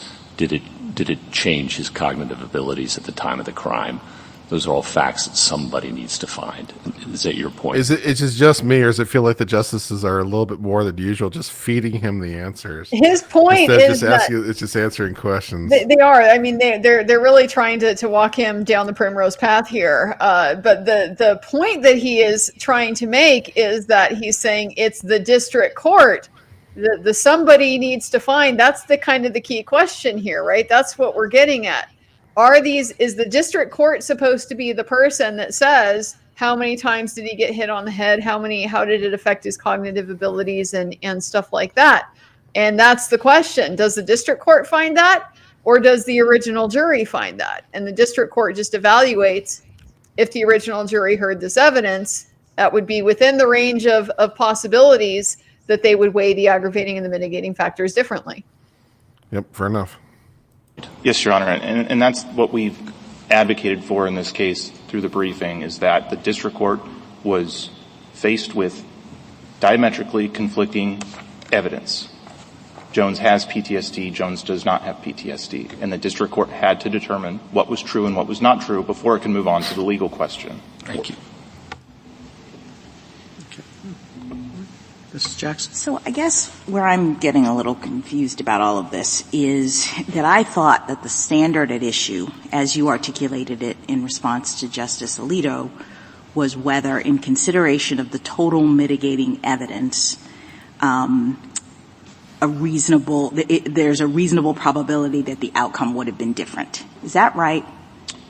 So as Strickland terms it, it's a reasonable probability that the sentence would have been different in consideration of the total mitigation weighed against the aggravating circumstance. Perfect. All right. I agree. I think what Justice Kagan is saying is that that standard takes into account, for the purpose of its application, that all of the mitigating evidence is being presented. That we present this mitigating evidence, we present this aggravating evidence, and would, if all of that had happened, is there a reasonable probability that the outcome would be different? I think the problem that's happening here is that the district court, being a district court, is screening the mitigating evidence up front. There's sort of like another layer being added to this on the front end, where the district court, as you said in response to Justice Gorsuch, is deciding, well, is this really mitigating evidence? Is this a fact? Did this thing happen?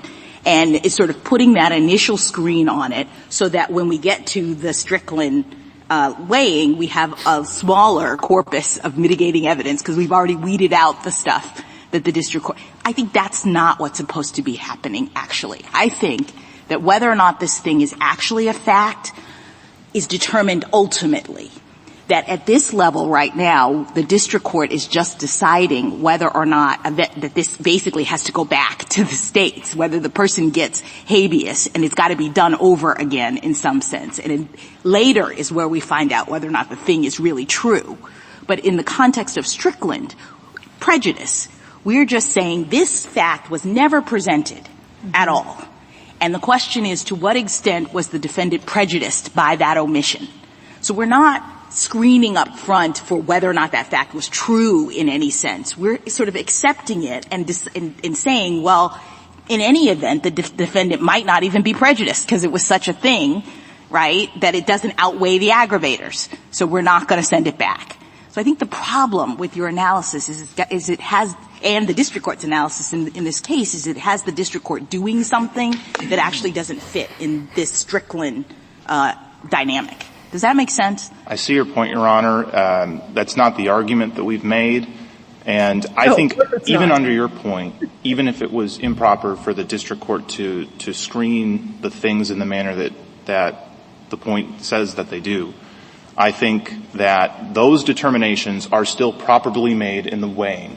When you look at a case like Belmonte's, and the court is talking about how what reviewing courts need to consider is the interaction between this evidence, how it changes the entire evidentiary picture, where the district court is saying things like Jones's experts are not credible for X, Y, and Z reasons, then even under this view, those considerations become relevant in the weighing. Thank you, counsel.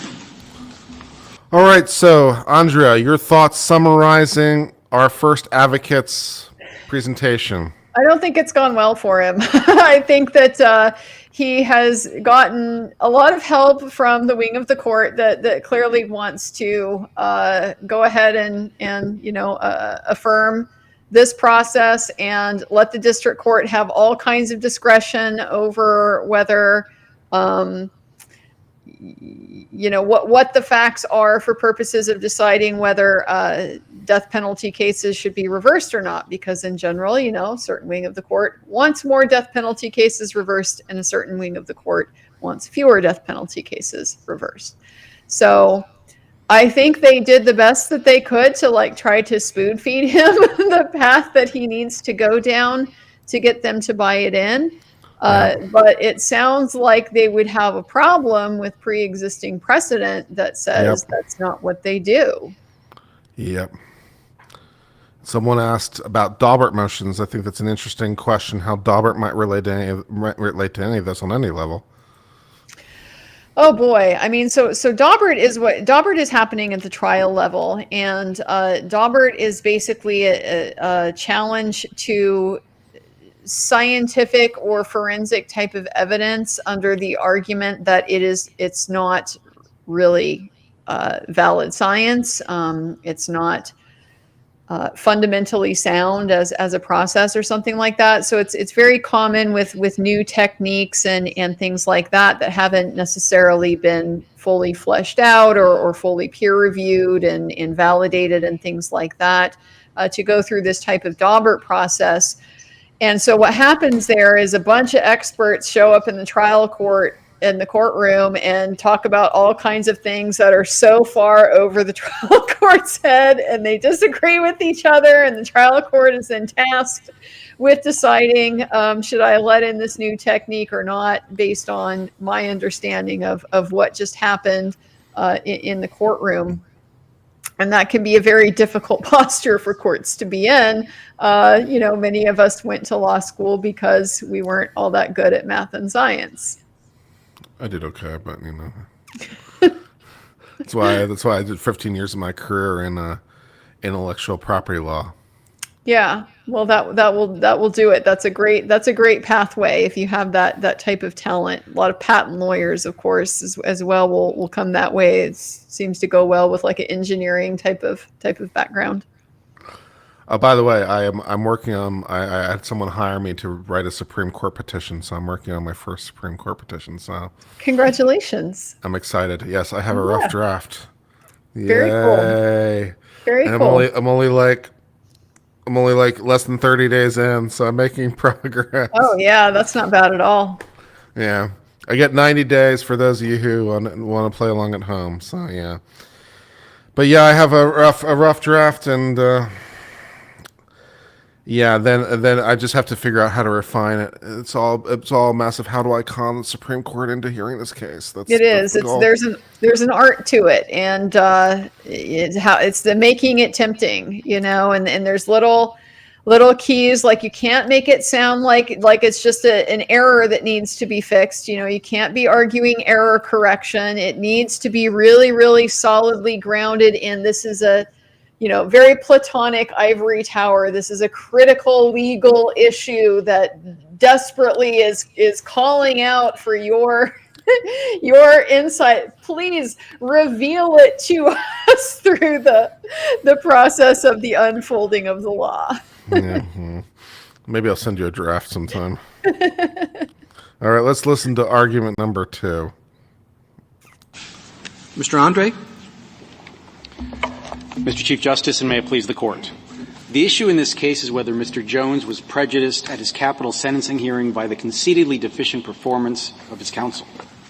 Counsel had only been a lawyer for 3.5 years and never as lead capital counsel. Plenty of time. Despite numerous red flags about Jones's mental health and emotional disorders, counsel did not start his mitigation investigation until after Jones's conviction, and all he did was request an Arizona Rule 26.5 evaluator. Yeah, that's not going to The result was today. that the sentencing judge heard only about Jones's complicated birth. I'm sorry, what'd you say? I said that's not going to fly today. Again, this is a situation where this trial happened a long, long time ago where, expectations and standards and things like that change. But based on kind of what's accepted in certainly in death penalty cases for reasonable performance now is you have to start your mitigation case is as important as your substantive case in a death penalty case. A person's life is on the line, so you have to start it early. In fact, there's some standards for death penalty because like in states where the state maybe can charge you, but they have a certain time limit to be able to decide whether they're going to pursue the death penalty or not before they file their notice. There are some states where the standard has evolved to where you need to be presenting a mitigation case to the state before they even make that charging decision. Really?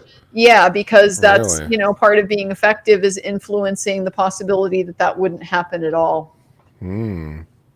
So yeah, early. How do I do that while also not revealing my strategy and not revealing my tipping my hand? In practical reality, it ends up being like the bail hearing on steroids. It's a lot of the same type of stuff because it's personal history and background, and obviously you're not necessarily going to be able to get everything at that point in time, but you'd better be doing at least your basic interview on personal history, medical history, history of abuse, the criminal background, personal background, parents, and all of that type of thing. You're going to want to know all of that in your early interview, and it'll help you for bail too. So it works out okay. Okay. Abuse by his first stepfather up until age 6, some head injuries, and from the Rule 26.5 evaluator that Jones had some, quote, possible neurological abnormalities, and that was because the evaluator did not have the time and it would be beyond his charge to make actual diagnoses. At the federal evidentiary hearing in this case, of course, Mr. Jones introduced substantial new mitigation evidence that the sentencing judge had never heard. The new mitigating evidence showed that Jones was chronically abused throughout his entire formative years in childhood, well beyond age 6, by not just one, but by multiple male family members. He was plied with alcohol by a step-grandfather who then sexually abused him. And most critically, the new mitigation evidence actually included diagnoses, evidence about the effects that all the abuse and head injuries had on Jones. These included the opinions of 4 experts who diagnosed him with, among other things, brain damage, PTSD, bipolar depressive disorder, and a learning disability. All this new evidence would have dramatically changed the sentencing calculus, both in the trial court and before the Arizona Supreme Court on its independent review. But instead of looking at the sum total of all the evidence and asking whether it established a reasonable probability that the Arizona court system might have imposed a different sentence, the district court serially nitpicked all of Jones's mitigating evidence and then offered its view of what it thought the more persuasive side was. That was error. The Ninth Circuit properly corrected it, and this court should affirm. If this court has questions, I welcome them. It seems the district court did not say, at least from my reading, that this evidence was as significant as you say it is. Otherwise, it would have found prejudice, right? Well, the district court, I think in the most recent colloquy between Justice Jackson and Mr. Lewis, I think the district court did exactly what Justice Jackson described, which was the district court here went through and said, okay, here's this disputed fact. I'm going to resolve it 51-49, 60-40, whatever I view of it. And then because Jones loses on that point, it doesn't get considered with respect to Strickland prejudice. And so to answer your question more directly, yes, the district court thought the state should win here. But the problem is that, and I understand this, district court's sentence. What you got? Oh, I just think it's really funny that he's calling that straight out, that the district court, thought the state should win, that's the bottom line of the process that it took. Probably a lot of truth in that. And are you going to affirm that or not? Fair enough, man. Federal defendants all the time and are called on to make findings that then are subject to clear error review, right? Vulnerable victim, loss calculations, which, white-collar defendants, financial loss expert is more credible. That's not this context. This is a context where the district court is supposed to collect all this evidence and make its observations about how significant the evidence is, how weighty it is, but actually address Strickland prejudice at the back end. And then when the appellate court looks at it, the only things to which clear error review would attach would be the kind of core factual findings that this court has said it should be making. Is the evidence new? Is it mitigating? Is it substantial? Was it available at the time? And then whatever other kind of screening mechanism the district court wants. Well, but there's something else that the circuit court is supposed to do, which is the circuit court is supposed to weigh the mitigating evidence against the aggravating evidence. And here, the circuit court once said that was what it was doing, but then it completely ignores all the aggravating evidence, which was substantial in this case. So, whatever one can say about what the district court did wrong, we're reviewing the circuit court opinion, and that opinion doesn't do what it's supposed to do. I will acknowledge, Justice Kagan, that is the hardest part for me, at least my view of the Ninth Circuit opinion. I mean, the Ninth Circuit did go through over 4 pages and compare the facts of this case to the facts of other cases. But I take the point. 4 whole pages, huh? Right, but it's comparing in these other cases, the court had all this mitigating evidence, and here there's the same kind of mitigating evidence, and that means our job is done. But that's, what we've said is that the circuit court has to look at the good and the bad. So the circuit court is supposed to look at the mitigating evidence, as well look at the rebuttal case that the state put on about the strength of that mitigating evidence, and then most crucially, weigh it against the aggravating evidence. And that most crucial last stage, there were lots of aggravators in this case, and the circuit court doesn't even mention some of them. Well, so I guess I'd like to push back on you respectfully. So the Ninth Circuit did 3 times separately acknowledge its obligation to do the reweighing. Then the Ninth Circuit twice didn't just cite, but actually quoted the aggravating factors found by the trial court. And so that listed them. And they have, brutal language built right into them. Then the court, also didn't shy away from the underlying facts of these murders. It recounted them in detail in the beginning of the opinion and then again in the section where it did engage in the comparison. Again, I acknowledge I wish the Ninth Circuit had said more on this particular part of its analysis because it is the thinnest. But I think it's still enough. And what's notable also about this case, because, you mentioned the additional bad evidence that may have come out. This is not a case like Wong v. Belmonte. In fact, Wong, I like that case quite a bit because it's a great contrast for us. There is no new bad, unlike an additional murder like we had in Wong. There is no new additional bad. No new murders. That's good. The only rebuttal case the state had to what we presented. Well, there might have been a light murder, but that's okay. It's competing views of our experts. And as we've been discussing, that ultimate credibility determination is best reserved for the state center. When you have competing experts, they're not Daubertable, if I can make up that word. They're not Looney Tunes and subject to Rule 702. Looney Tunes, that's the new. Ultimate fact finder if it's a toxic tort case, or the ultimate sentencer if it's a criminal case. And so again, here, there really isn't new Toxic bad to be tort. weighed. There's just what was always in the case that was aggravating, and it's significant. I get that. 3 murders, this is a brutal case.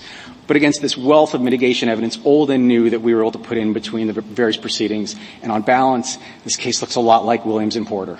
Mr. Andre, can I ask you about what seems to be your lead argument? This is on page 14 of your brief in the summary.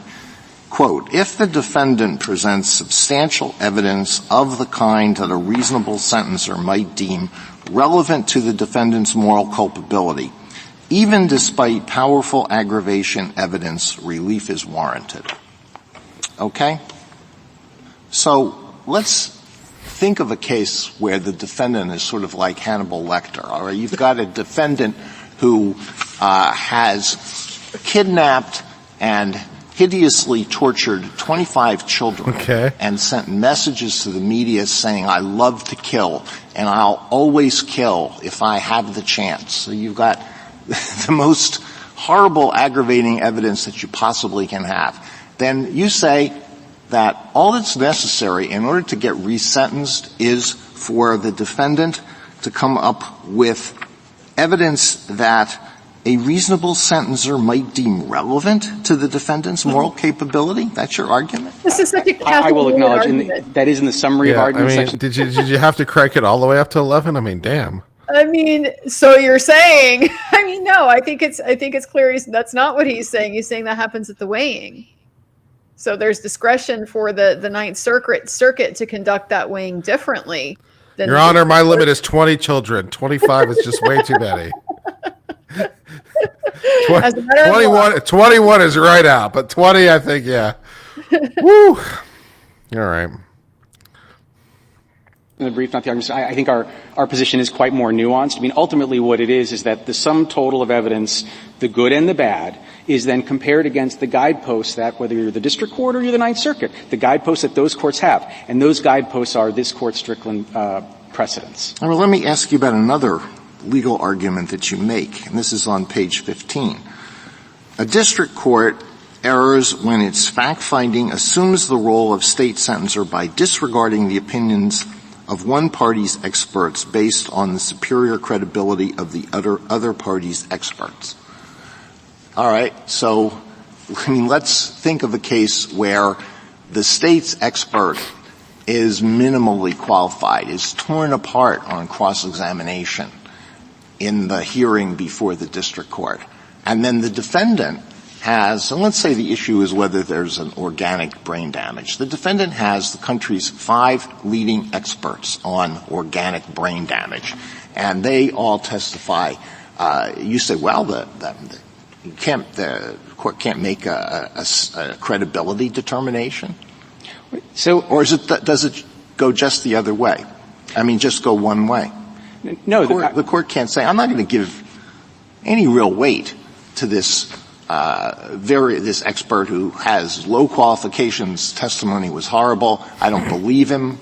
He looked like a liar on the stand. And then all these other experts whose credentials are unimpeachable and their testimony was very impressive can't make a credibility determination? So I'd like to unpack that with a number of responses, if I may, Justice Alito. First, I read the Ninth Circuit's use of credibility in that section of its opinion as a little imprecise. The Ninth Circuit acknowledged in its opinion that a district court remains free to make credibility determinations.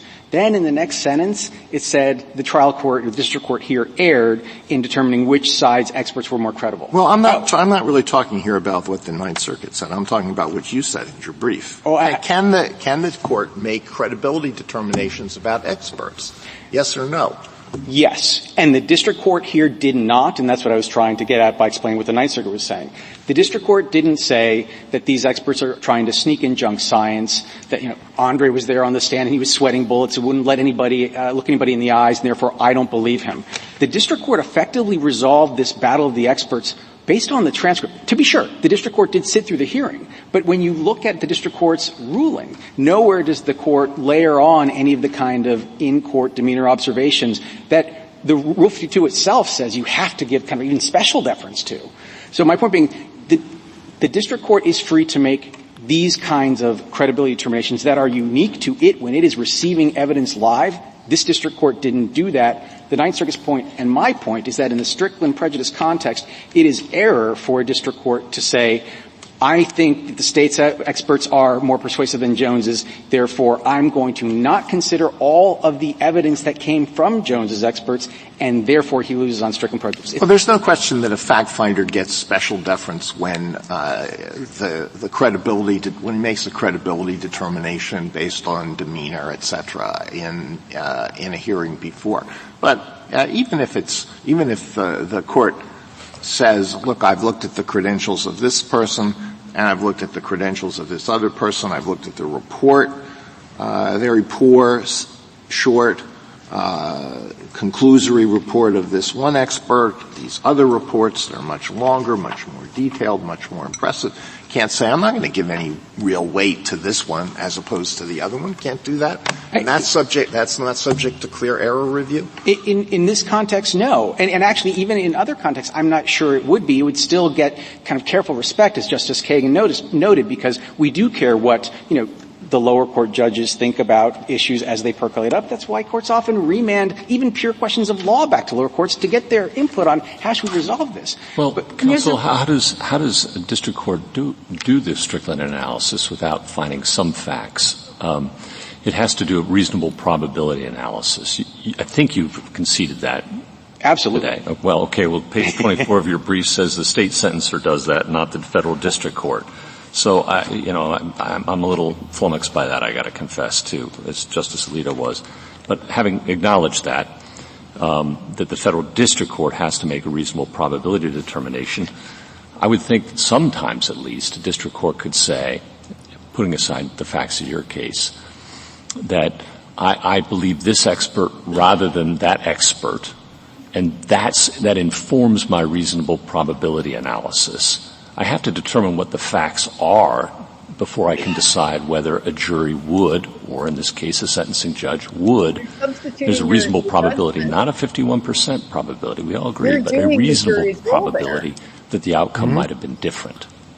And if one of the experts is patently unbelievable, incredible, just assume that, wouldn't that be a factual finding that could inform a probabilistic analysis? Yeah, I mean, there's some merit to that. Andrea, what do you think? I mean, I think that the issue with patently unbelievable and credible that the attorney is trying to get at is that those are foundational issues. Those aren't credibility issues. Those aren't I don't believe this expert because, he's not believable. It's that it doesn't meet the standard to be admissible as evidence in the first place. If it fails 702 or it fails Daubert or something like that, you don't count it as evidence because it's not evidence at all. It wouldn't come in.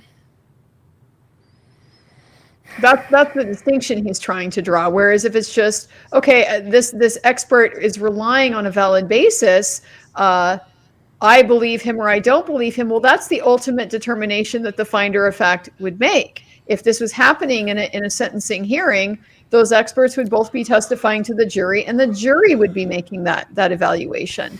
And the point that he's making is that the review of the Strickland standard in this context is not that substituting myself for the jury. I just ask, is there a reasonable probability the jury could have gone the other way with it? But I do understand, the dilemma of how you ask the question of the reasonable probability without trying to attach some sort of quality thing to the case, because if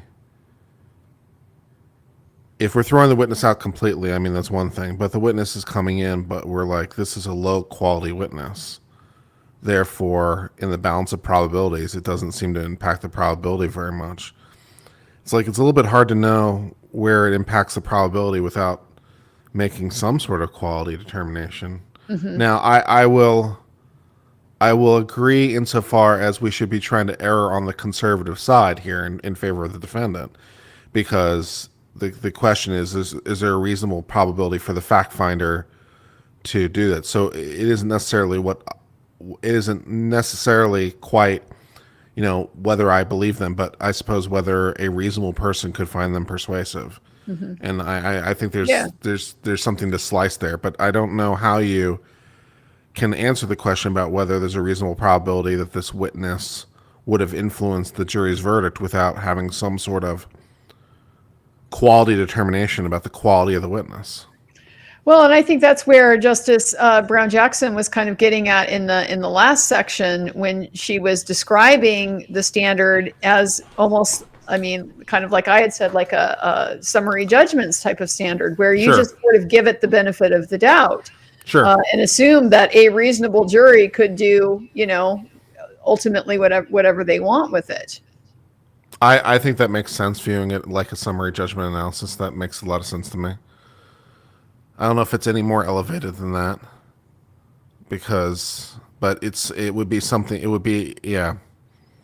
would have to be at least that. But yeah, that sounds like a very workable thing to me. Okay, fair enough. I appreciate your thoughts.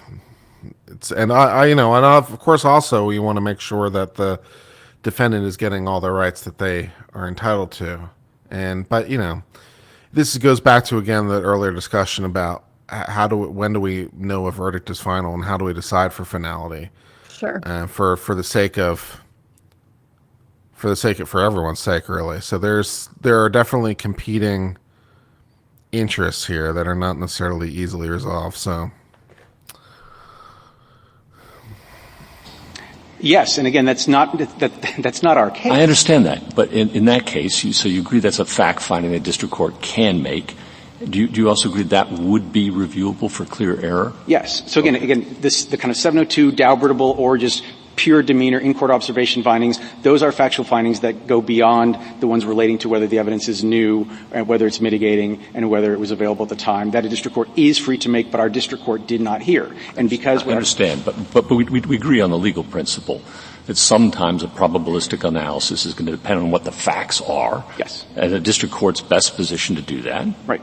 And that's reviewable for clear error. Right. But in a case like this, where you have all of this evidence and there wasn't a true credibility determination, that then all of that evidence gets thrown into the reasonable probability analysis on the back end, which, again, the district court has to make that call in the first instance. We're not suggesting any kind of, gag order on district courts when they're conducting these evidentiary hearings and issuing their rulings after them. The question is, what deference must the Court of Appeal and this Court give to the district court's observations, gloss, on the evidence? So can I restate what I understand you to be saying so that I can make sure that I understand it? In response to Justice Gorsuch, you say that the district court can make these credibility determinations, but the problem, I think, with the I believe this expert, not this one, up front, is that once you then take that mitigating expert's evidence off the table and then do the weighing, you might reach a different result than if you take all the evidence and then in the context of the weighing, you say this mitigating evidence is not going to be given as much weight. That's exactly Is that what I'm saying? Because I understood the Strickland question to be that the district court is answering.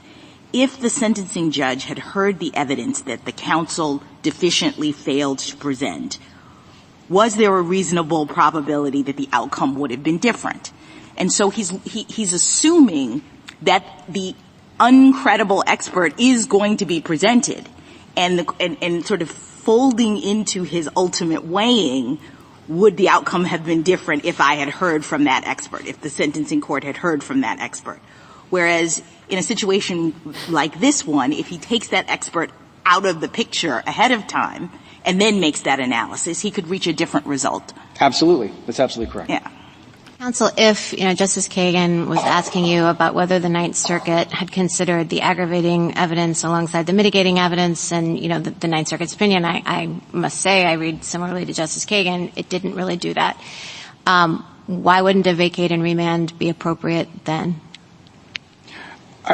If this Court finds that the Ninth Circuit's weighing on pages 58 to 62 of the PET app is insufficient. I think that is the proper recourse to send it back to the Ninth Circuit. I think for the reasons I explained to Justice Kagan, the Ninth Circuit said enough. It acknowledged its obligation. It quoted the actual aggravators. Didn't just point to it, cite them. It quoted them. It didn't shy away from the facts. And then it engaged in the comparative analysis that I think Strickland requires by saying, here are all of these cases that are very similar with respect to how brutal the crimes were and with respect to what the mitigation was, and we think relief is warranted. But what do you say, though, to your friend's argument on the other side that this case has been lingering for decades and that we've already vacated and remanded this case once, and that if we think that the Ninth Circuit didn't engage in the classic Strickland analysis this court requires, again, I know you disagree, but positing Justice Barrett's point, wouldn't there be some value to everybody to have some finality in this case and just have us do the Strickland weighing in the first? I'm all about this personally at this point. I'm like, maybe the Supreme Court should actually get its hands dirty and actually do something for once. That'd be good.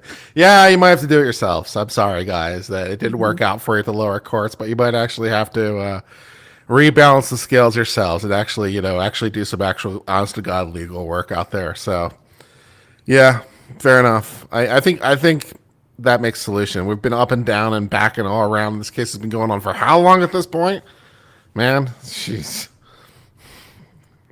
Instance. I'm not resisting this court doing the weighing. I think that the typical procedure is to send it back to the lower court. But if this court wants to do that, you have the record, you have the law. You could do that reweighing if you think the Ninth Circuit was insufficient. But it's a question of law, so I don't think the court, without engaging that reweighing, could issue a judgment. Well, was it a reasonable probability? And as you say, we have the whole record before us, and nothing's changed in 20 years. Right.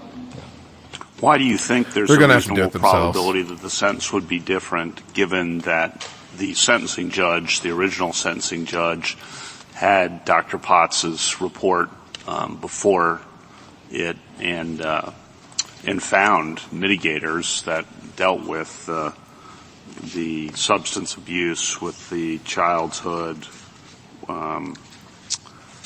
with the treatment, the abuse problem, and Dr. Potts's report had found, I think, 7 mitigating circumstances that basically were similar to what the trial court ultimately found. Well, of course, the reasonable probability inquiry is not, what would Judge Chavez have done had this evidence been before him in 1993. It's, a non-idiosyncratic, reasonable objective sentencer. But I think whoever that person is in this hypothetical, there's a lot more evidence, and Dr. Potts was by no means a defense expert. Dr. Potts noted 7 possible mitigators, but even the 3 that related to psychological and neuropsychological disorders, they are couched expressly in conditional terms. And I'm looking right at page J140. Possibly an affective disorder, the likelihood of a major mental illness, and increased potential for neurologic sequelae. That's in stark contrast to the 7 diagnoses that Jones's experts said this guy actually has. And so I think that changes the calculus right there. And then on top of that, Dr. Potts reported on the likelihood that he suffers from a major mental illness, the head trauma he suffered, which increases the potential for neurologic problems, his intoxication at the time of the offense, his genetic loading for substance abuse, the chaotic and abusive childhood was clearly before the sentencing judge. Novak was the lawyer. The sentencing judge at the post-conviction review proceeding in 2000 said Novak is a very good attorney and did a good job with this difficult trial. That attorney, Novak, testified that Dr. Potts really they did. I'm sorry? The sentencing judge always says that. It's part of them making their own record. Yeah, you gotta appreciate it, I guess. Do the mitigation expert back at the time the way it's done now, but that Dr. Potts performed a role that really was quite similar to how mitigation experts work in the more modern times, and that Potts was on their team, so to speak, and trying to help them. I think Novak was trying to effectively, clear his own name in this context. Again, possibly, likelihood, potential. The 3 mental health. Well, no, that's a fair point. The sentencing judge is the one who said Novak's a very good attorney who did a very good job in this difficult case.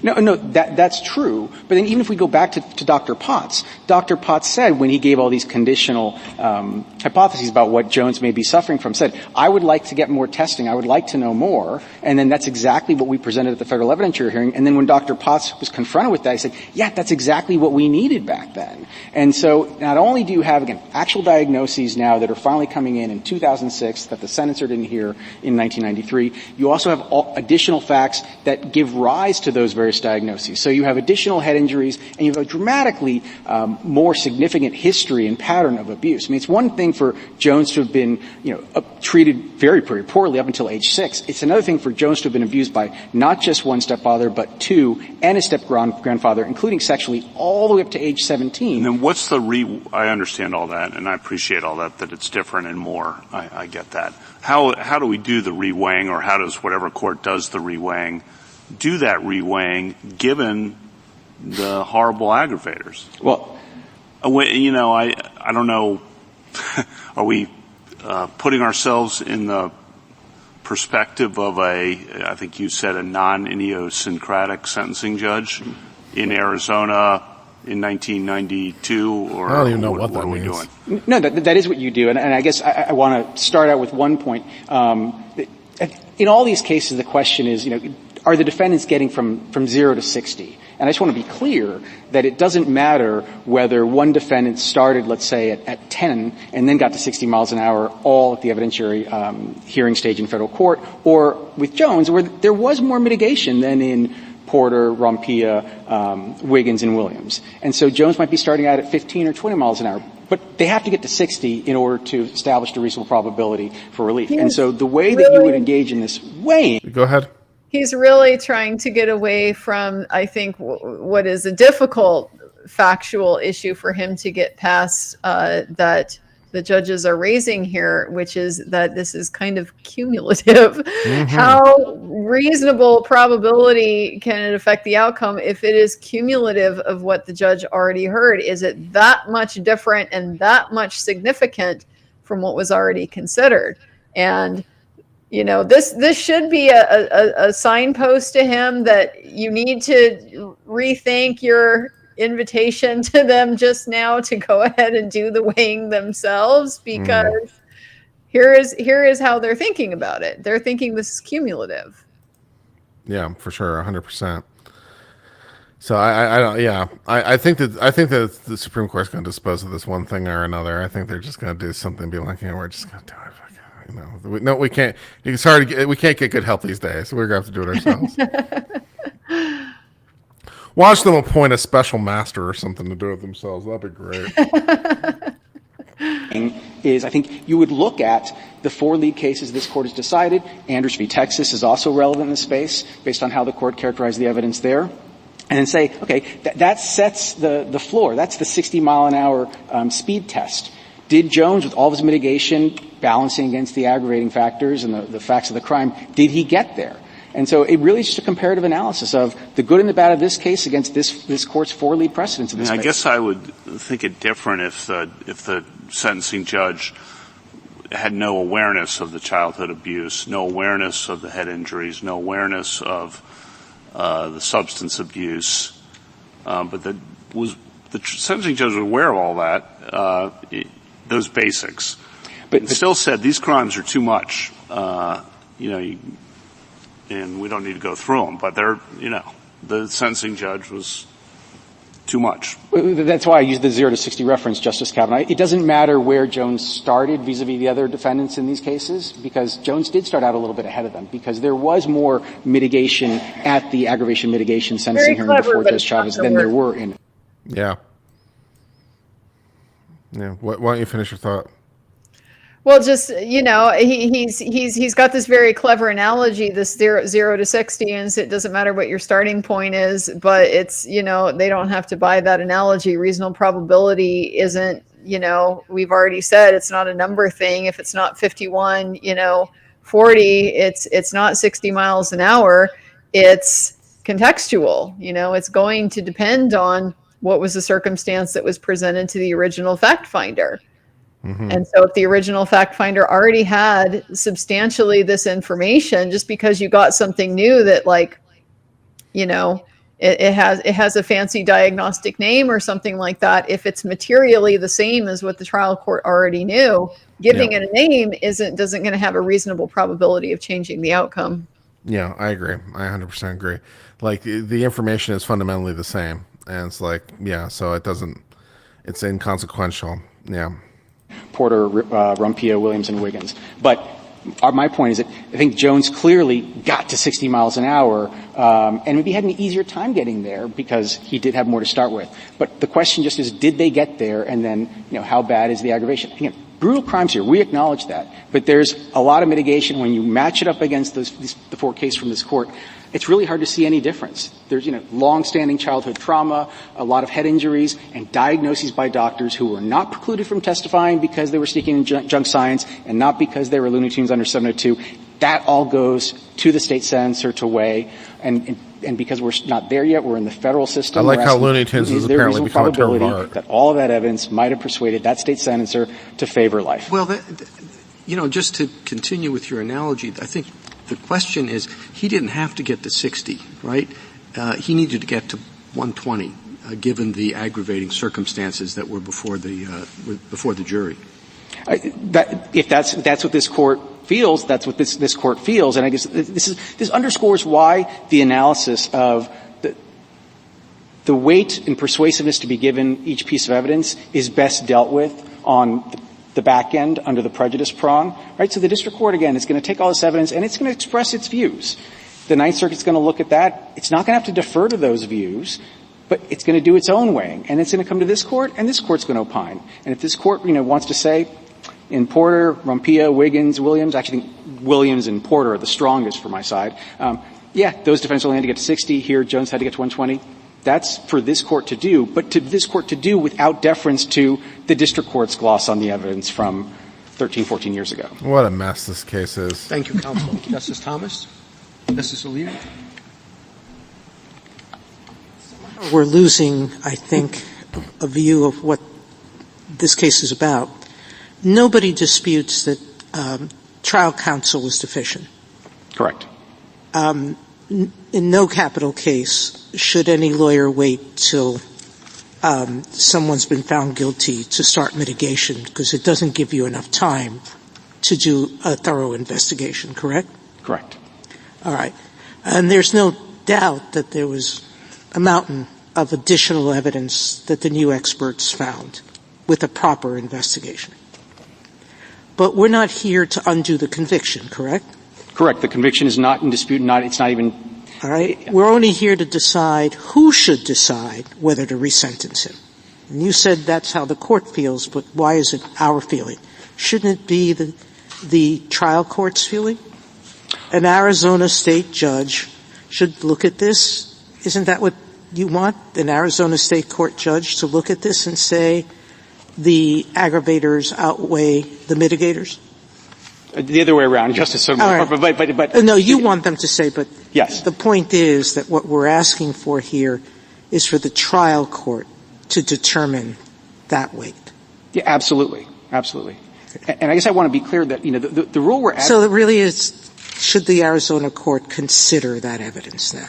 Right. Was there enough mitigating evidence in total when weighed against the bad such that an Arizona court, when looking at this anew, might reach the opposite result? And I guess one thing I do want to underscore really quickly is that, our rule would cut both ways.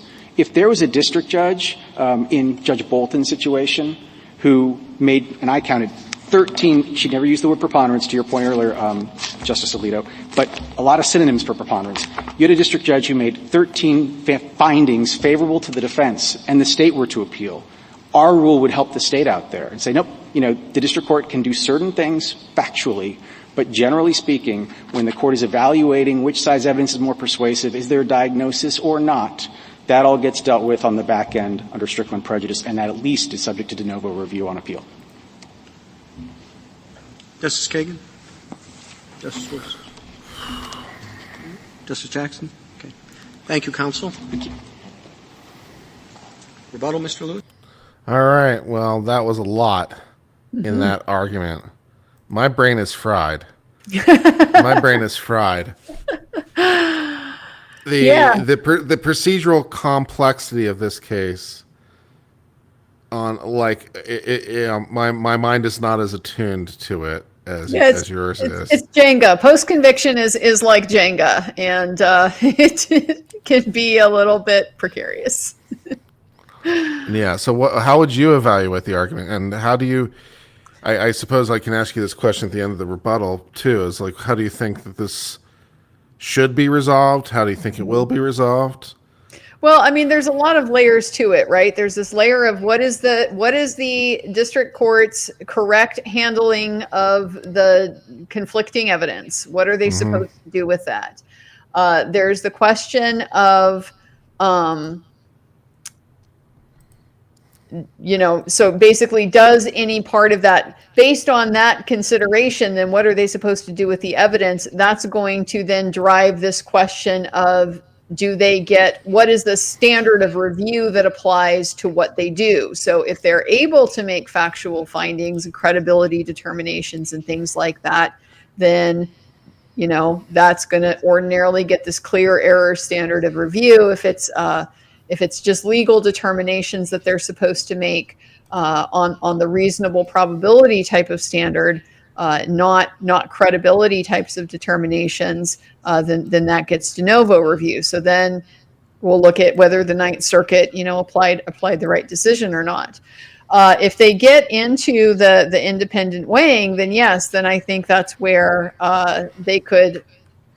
they could basically have it where they get to decide what the law is, the way that they want it to be. They get to set up the standard for all the future cases, but then they also get to go ahead and say, regardless of how that all plays out in this case, if we weigh it, we can still find it's cumulative. And so, whether it was credible or not, we'd still find it wasn't a reasonable probability because it just adds on to what the trial court knew, but not in any materially different way. And my prediction is that courts tend to be pretty conservative about turning over death penalties. They like to keep things fixed, except in really egregious circumstances. And so, my default is always going to kind of be the assumption, well, they're going to probably affirm it. And if they have a pathway to do that, and I think they do have a pretty clear pathway here. Yeah, I think that's probably right. All right, let's go ahead and finish this oral argument out. Thank you, Mr. Chief Justice. Even putting aside the particular questions about the scope and where the line is drawn and the factual question, on Strickland reweighing alone, this court's action is compelled. The 7 aggravating circumstances found here are among the most weighty aggravating circumstances. He's under super Arizona guilty. Law. And this was footnoted in the brief, and I wanted to scream it in the brief. The district or the circuit court barely mentioned the 4th aggravating circumstance as to Tisha Weaver, the 7-year-old girl who Jones brutally murdered. That bare mention tells me and tells any reader that it did not factor into their determination. When you look at those aggravating circumstances and you understand how Arizona courts treat those aggravating circumstances, this is, as we argue in our brief, almost a foregone conclusion that there is no reasonable probability that the sentence would have been different. And I would submit, even if you take every single scrap of Jones's evidence submitted in district court as true, the brutality inflicted upon the victims here, and let's include Katherine Gumina, the grandmother who died, but died too late because she was in a coma for months until she died right before trial started. This is far different from those core cases that my friend relies on. There are more victims, the aggravation is more severe, and the difference in mitigation is less. Because, as you all have recognized, Jones had a pretty good mitigation case before the trial court. The trial court found that he suffered from long-term substance abuse. That genetic factors and head injuries contributed to that substance abuse, that he was under the influence of drugs and alcohol at the time of the crimes, which is especially compelling in Arizona as far as mitigation evidence goes, because it actually links the mitigating evidence to the crimes. And that Jones had a chaotic and abusive childhood. And it may have left out some details. I don't know. But anything else that was added was cumulative and pales in comparison to the aggravation present here. Thank you. Thank you, counsel. The case is submitted. All right. Well, that will bring us to the end argument. One of the things I just wanted to mention real fast, too, was one of the reasons why they're going to be hesitant to send this back down to the trial court is because typically a resentencing, that restarts the entire possibility of the process, the review process, all of it. You get to go through the direct review again, then you get to do the post-conviction review, then you get to do the federal habeas. So we're talking another 20-some years that you're holding this case open for if you decide that that's the remedy you're going to use. You are 100% correct. Yeah, they want to nip this in the bud. It's like, can't we just give them life and call it a day or something? I don't know. It's like I don't know. How do we resolve this thing? I don't know. But they're going to find some way to resolve it one way or another. I think. I think the idea that sending this back down for further proceedings seems unlikely at this point. So yeah. I think they're probably just going to do a reweighing and just basically be like, you know what, the aggravating factors are so incredibly whatever, and the substance of the mitigation was presented, and there's really nothing new here in this new mitigation. So, go away. Yeah. And enjoy, and please enjoy your death penalty. Yeah, I think that's probably likely. They'll go with that cumulative direction. It's just the second attorney, he was very good. I thought he was better than the first guy, but he just no doubt he didn't have a good answer for that problem. It's 20 to 60. That's not yeah. I can see how he's trying to pitch that. He's trying to say, there's some like tipping point that the jury would reach where they would have a different decision. And so the question is whether a reasonable probability exists that this would get them to the tipping point. But I think you have to consider that in light of the fact that what they already had did not get them to the tipping point. So, how much closer are you really taking them to that 60 miles an hour? Yeah. All right. Cool. Well, I really enjoyed our time together, and I was very happy to see that you did a live stream recently. That was very cool. I did. I've done a couple of them now, and I'm learning. It's a whole different skill set, this hosting. I saw you in the chat very briefly, and thank you for popping by. But I do apologize because I can't keep up with the chat yet. I don't. It takes a whole talent. It's crazy. I'm still learning this whole part of it. I get talking and then I can't pay attention to what people as I'm browsing, if I see one of my fellow creators on, I try to drop by their chat to say hello, just to try to show some support and love. So yeah, well, I appreciate you did that. It was good to see you there. Yeah, and if you need any tips, I know what the hell I'm doing, I'm happy to help. Awesome. But you got your lighting in particular, you got really well down. So I'm not sure what you're doing for your lighting, but you got it really well down. Thank you. Well, I was my life path, Kurt, was one of those forks in the road. Was, do I go to film school or do I go to law school? I was very, very into photography when I was younger. I still do quite a bit of it. Not so much like portraiture and stuff anymore, but so I do love me some light. I just have a simple light box in front of me. It seems to get the job done all right. Yeah. Then I got this lovely light display, but it's not as cool as your background. The fish is best. Well, the fish. I mean, everybody needs a Heidi in their life to make some cool art for them. All right. Well, my friends, my guest has been Andrea Burkhart. I recommend checking out her channel. She is, for my money, the most underrated talent within the LawTube genre because she knows incredibly what she's talking about, and she does a lot of research, and she always is exceptionally well prepared, which can definitely not be said for every person who creates content. I'm thinking of some people who I will not name, but she does a fantastic job being prepared, and she's incredibly intelligent, and she's the person I'd most want to work with in a professional setting, or perhaps against, because either way, it would make me work really, really hard. And so that would spurn me to new heights. And so I think she's a wonderful person to watch. So make sure to check her channel. She is linked in the thing below. Just click on her name. I've been on Civil Law. Until later, my friends, I hope all of you have a great night. Until later, keep it real out there, and goodbye.